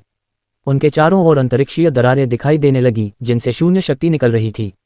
दिलचस्प। राहुल ने जब ये दृश्य देखा तो उसकी आंखें खिल उठीं। फिर उसकी नज़र स्वर्ग को निगलने वाली दिव्य गौरैया पर गई। कई जीवों को खाकर वह काफी हद तक ठीक हो गया था। अगर राहुल अपनी पूरी ताकत भी लगा दे तो भी वह उस पर भारी नहीं पड़ सकता था। हालांकि यदि वह बादल स्वर्ग तलवार का उपयोग करता तो वह संभवतः स्वर्ग को खाने वाली दिव्य गौरैया से निपटने में सक्षम होता। ऐसा कहा जा रहा है कि राहुल ने अपना मन बदल लिया था। वह इन सभी जानवरों को एक दूसरे से लड़ते हुए देखना चाहता था। स्वर्गीय खजाना वास्तव में क्या था? क्या इस पर सचमुच इतना झगड़ा करना उचित था? फिर राहुल ने अपनी आस्तीनें झटक दी और उसका आकार अचानक गायब हो गया। स्वर्गभक्षी दिव्य गौरैया, जो अभी अभी अपनी चोटों से उभरी थी, तुरंत आध्यात्मिक शक्ति से भर उठी। वह राहुल से हिसाब बराबर करना चाहती थी, लेकिन जब उसने चारों ओर देखा तो पाया कि राहुल पहले ही गायब हो चुका था। असहाय होकर उसने गुस्से से दहाड़ना शुरू कर दिया। इस समय स्वर्ग को खाने वाली दिव्य गौरैया ने भी जुयान की आभा को महसूस किया। हालांकि काला कछुआ बेहद शक्तिशाली था, फिर भी अब वह दो शक्तिशाली जानवरों से घिरा हुआ था। उसके खोल पर रखा विशाल ताबूत उखड़ने लगा था। ये देखकर स्वर्गभक्षी दिव्य गौरैया ने राहुल को खोजने का प्रयास छोड़ दिया और काले कछुए को घेरने के लिए अन्य दो जानवरों के साथ सेना में शामिल हो गई। जब तक वह स्वर्गीय खजाने को प्राप्त करने में सफल रहेगा, तब तक वह संभवतः सर्वोच्च क्षेत्र को पार कर प्राचीन क्षेत्र तक पहुंचने में सक्षम होगा। हे भगवान, 3 सर्वोच्च लोक के जानवर काले कछुए को घेर रहे हैं। टीएस वह काला कछुआ शायद अनादिकाल से जीवित है। उन तीनों जानवरों को बुजुर्गों का सम्मान करना नहीं आता। रमेश वर्मा, जो अमेज़न दिव्य संप्रदाय के समूह में से एक था, इस समय बकवास कर रहा था। फिर जैसे ही वह फिर से बड़बड़ाना शुरू करने वाला था, अचानक कहीं से एक हथेली उसके सिर पर आकर गिरी। भाड़ में जाओ। रमेश वर्मा चौंक गया। उसने सोचा कि किसी विशेषज्ञ ने अचानक उस पर हमला कर दिया है, लेकिन जब उसने पलटकर देखा तो पता चला कि वह राहुल था। चीफ राहुल, आप कब लौटे? आपने तो मुझे सचमुच डरा ही दिया था। मैंने तो लगभग यही सोचा था कि कोई मेरे रूप से ईर्ष्या कर रहा है और मुझे बिगाड़ना चाहता है। रमेश वर्मा ने भय के साथ अपनी छाती थपथपाई और गंभीरता से कहा। पास के अमेज़न दिव्य संप्रदाय के साधकों ने जब उसकी बातें सुनी तो वे शर्म से सिहर उठे। क्या इस आदमी की चमड़ी इससे भी मोटी हो सकती है? लोहे की दीवार भी ऐसे शब्द कहने में शर्मा जाए। वे समझ नहीं पा रहे थे कि राहुल जैसा विशेषज्ञ ऐसे बेशर्म व्यक्ति को अपने साथ क्यों आने देगा। वह बच्चा गुंडा था, लेकिन मुद्दा यह था कि कम से कम प्रशिक्षण या प्रतिभा के मामले में यहाँ कोई भी उसे हरा सकता था। चीफ राहुल क्या सोच रहे थे? एक बेशर्म गुंडे की बजाय एक सुंदर लेकिन गूंगी महिला को साथ लाना बेहतर था। पास ही पुनर्जन्म परी ने उसका आगमन देखा और उत्सुकता से पूछा, चीफ राहुल कब लौटे? हमें तो आपकी उपस्थिति का जरा भी आभास नहीं हुआ। ... अभी अभी, राहुल ने हल्के से कहा। मैं समझ गई। पुनर्जन्म परी ने सिर हिलाया और कुछ कहने ही वाली थी। हालांकि राहुल पहले बोला, तुम लोग कैसे हो? कुछ हुआ क्या? हम ठीक हैं। हालांकि उन विशाल जानवरों के बीच लड़ाई बेहद भयानक है, फिर भी हम इतनी दूर हैं कि कोई वास्तविक नुकसान नहीं होगा, उसने मुस्कुराते हुए जवाब दिया। जब कमलनाथ ने देखा कि राहुल सुरक्षित लौट आया है तो उसने राहत की सांस ली। इस समय वह अमेज़न दिव्य संप्रदाय के कई कनिष्ठों से घिरा हुआ था और इतनी भयानक लड़ाई के बीच उसके लिए अकेले इसे रोकना वास्तव में कठिन था। यदि पुनर्जन्म परी के साथ जो कुछ हुआ था वैसा ही कुछ फिर हुआ तो उसे इसका दोष सहना पड़ेगा। चीफ राहुल, आप अंततः लौट आए हैं। कमलनाथ ने अपने माथे से ठंडा पसीना पोंछा और खुश होकर कहा, मैं पहले से ही बहुत बूढ़ा हो गया हूं और मेरा दिल पहले जितना मजबूत नहीं रहा। अभी मैं तुम्हारे लिए बहुत डर गया था। यदि आप वापस नहीं आते तो मुझे नहीं पता होता कि आपके संप्रदाय से क्या कहना है। ये सुनकर राहुल का मुंह खुला का खुला रह गया। मुझे उम्मीद नहीं थी कि यह बूढ़ा आदमी इतना विनोदी होगा। अगर स्वस्थ रहना है तो चिकन का ये हिस्सा कभी ना खाएं। ... लेकिन अभी अभी चीफ राहुल का तलवार का वार कितना भयानक था। मैंने ऐसा पहले कभी नहीं देखा। इसे सचमुच दिव्य तलवार का वार कहा जा सकता है। इस लड़ाई के बाद चीफ राहुल का नाम निश्चित रूप से पूरे पूर्वी महाद्वीप में फैल जाएगा, कमलनाथ ने भावना से भरे चेहरे के साथ कहा। यह ऐसी बात थी जिस पर वह सचमुच विश्वास करते थे और वह ये बात केवल शिष्टाचारवश नहीं कह रहे थे। राहुल केवल एक रहस्यवादी प्रभु क्षेत्र विशेषज्ञ था, लेकिन वह स्वर्ग को खाने वाली दिव्य गौरैया, एक सर्वोच्च क्षेत्र प्राणी को एक ही तलवार के वार से क्षेत्रों को पार करते हुए गंभीर रूप से घायल करने में सक्षम था। ये बिल्कुल अविश्वसनीय था। कमलनाथ को एक अकथनीय अंतर्ज्ञान था कि राहुल की राक्षसी प्रतिभा को देखते हुए वह निश्चित रूप से भविष्य में सर्वोच्च क्षेत्र तक पहुंच जाएगा और मानव जाति को गौरव की ओर ले जाएगा। राहुल मुस्कुराया और इस बारे में कुछ नहीं कहा। जब वह तियान युआन महाद्वीप पर थे तो उन्होंने कभी प्रसिद्धि की परवाह नहीं की, रहस्यवादी दुनिया की तो बात ही छोड़ दीजिए। इसके अलावा वह तो बस अपनी सनक में काम कर रहा था और फ्लोरा तलवार तकनीक की दूसरी तलवार चाल की शक्ति को आजमाना चाहता था। क्या वह स्वर्गभक्षी दिव्य गौरैया को हरा पाएगा और पूर्वी महाद्वीप को हिला पाएगा? राहुल को इस बारे में सोचने की ज़हमत ही नहीं थी। मुझे शोहरत की परवाह नहीं है, मैं बस वही कर रहा हूं जो मेरा दिल कहता है। राहुल हंसा, फिर उसकी नज़र महान युद्ध पर पड़ी और उसकी आंखें उत्साह से चमक उठीं। अब मुझे और भी ज्यादा जानने की उत्सुकता इस बात में है कि काले कछुए के ताबूत में किस तरह का खजाना छिपा है। दरअसल ये प्राचीन वंश के 3 शक्तिशाली जानवरों को आकर्षित करने में सक्षम था। ये सुनकर कमलनाथ राहुल से और भी ज्यादा प्रभावित हुआ। अगर उसके पास राहुल जैसी ताकत होती तो वह खुद भी प्रसिद्धि के पीछे भागता और उसका आनंद लेता। आखिरकार मजबूत बनने के लिए कड़ी मेहनत करने के बाद प्रसिद्ध होने के प्रलोभन का विरोध कौन कर सकता है? यह एहसास वाकई बहुत अच्छा था, है ना? कोई भी इंसान इसका विरोध नहीं कर सकता था। हालांकि राहुल इस पूरे विचार से बिल्कुल हैरान था। उसका चेहरा पूरी तरह शांत था। शायद यही एक सच्चा विशेषज्ञ होता है। जहां तक उस विशाल ताबूत की बात है जिसके बारे में राहुल बात कर रहा था, कमलनाथ ने असहाय होकर अपना सिर हिलाया। मुझे भी यकीन नहीं है। मुझे बस इतना पता है कि यह काला कछुआ कुछ दिनों से यहाँ है। हालांकि अब तक कोई भी ये पता नहीं लगा पाया है कि इसके अंदर क्या छिपा है। हालांकि ये स्पष्ट है कि यह अत्यंत मूल्यवान चीज़ है। राहुल ने सहमति में सिर हिलाया और फिर उसकी नज़रें फिर से युद्ध की ओर मुड़ गईं। धमाका! जैसे ही भयानक ऊर्जा तरंगें फैलीं, पूरा विश्व कांपने लगा। केट मिडल्टन के आउटफिट ने मेघन की शादी में मचाई हलचल। फैशन आइडियाज़ के लिए आपको टॉप 12 फुल बस्ट मॉडल्स को फॉलो करना चाहिए। प्राचीन दिव्य पर्वतों के ऊपर आकाश में 3 शक्तिशाली जानवरों ने अपनी भयानक दिव्य शक्तियों का प्रयोग करके काले कछुए की पीठ से ताबूत को गिराने का प्रयास किया। हालांकि काला कछुआ इतना शक्तिशाली था कि संख्या में कम होने और घिरे होने के बावजूद उसे कोई नुकसान नहीं हुआ। जैसे जैसे समय धीरे धीरे बीतता गया, अधिक से अधिक साधक पुरातन दिव्य पर्वतों में प्रवेश करते गए और पूरा दिन ऐसे ही बीत गया। अगले दिन जब पूर्व दिशा से बैंगनी आभा की पहली किरण उठी तो चारों जानवर अभी भी युद्ध में उलझे हुए थे। आकाशीय बिजली, सच्ची अग्नि और राक्षसी शक्ति ने चारों ओर तबाही मचा दी थी। इसके बावजूद काला कछुआ स्थिर और अडिग रहा और उसकी शक्ति समुद्र जितनी विशाल प्रतीत हो रही थी। हे भगवान, यहाँ क्या हो रहा है? ये तो बहुत भयानक है। जो साधक अभी अभी प्राचीन दिव्य पर्वतों के बाहरी क्षेत्र में पहुंचे थे, उन्होंने जो देखा उससे वे सभी अचंभित रह गए। हर जगह बड़ी बड़ी दरारें थीं और हर कुछ मिनटों में जमीन में तेज ऊर्जा के झटके महसूस हो रहे थे। कई पहाड़ पहले ही चपटे होकर चूर चूर हो चुके थे। इस समय अचानक आकाश से कुछ चमकदार रोशनियां गिरी, जिससे दिव्य प्रकाश से आच्छादित एक वृद्ध की आकृति प्रकट हुई। हे भगवान, यह अमेज़न दिव्य संप्रदाय का सबसे बड़ा बुजुर्ग है। आखिर हो क्या रहा है? इतना शक्तिशाली विशेषज्ञ भी यहाँ तक पहुँच गया है। सब लोग सांस रोककर स्थिति को देख रहे थे। चुतियानबा के आगमन ने दर्शकों में एक बार फिर उन्माद भर दिया। थोड़ी ही देर में आकाश में कुछ और चमकदार रोशनियां चमक उठीं। हे भगवान, यहाँ तक कि एल्डर सोनू भी यहाँ हैं। चुतियानबा ने जब एल्डर सोनू को देखा तो मुस्कुराते हुए उनका स्वागत किया। हा, मुझे उम्मीद नहीं थी कि साथी दाऊवादी चू भी यहाँ आएगा। एल्डर सोनू के वृद्ध चेहरे पर मुस्कान आ गई। अमेज़न दिव्य संप्रदाय के प्रमुख बुजुर्ग के रूप में चुतियानबा का अमेज़न दिव्य संप्रदाय पर पूर्ण नियंत्रण था और वह संत महात्माओं को प्रशिक्षित करने के लिए भी जिम्मेदार थे। पिछले 100 वर्षों में चुतियानबा ने कभी भी अमेज़न दिव्य संप्रदाय को नहीं छोड़ा था।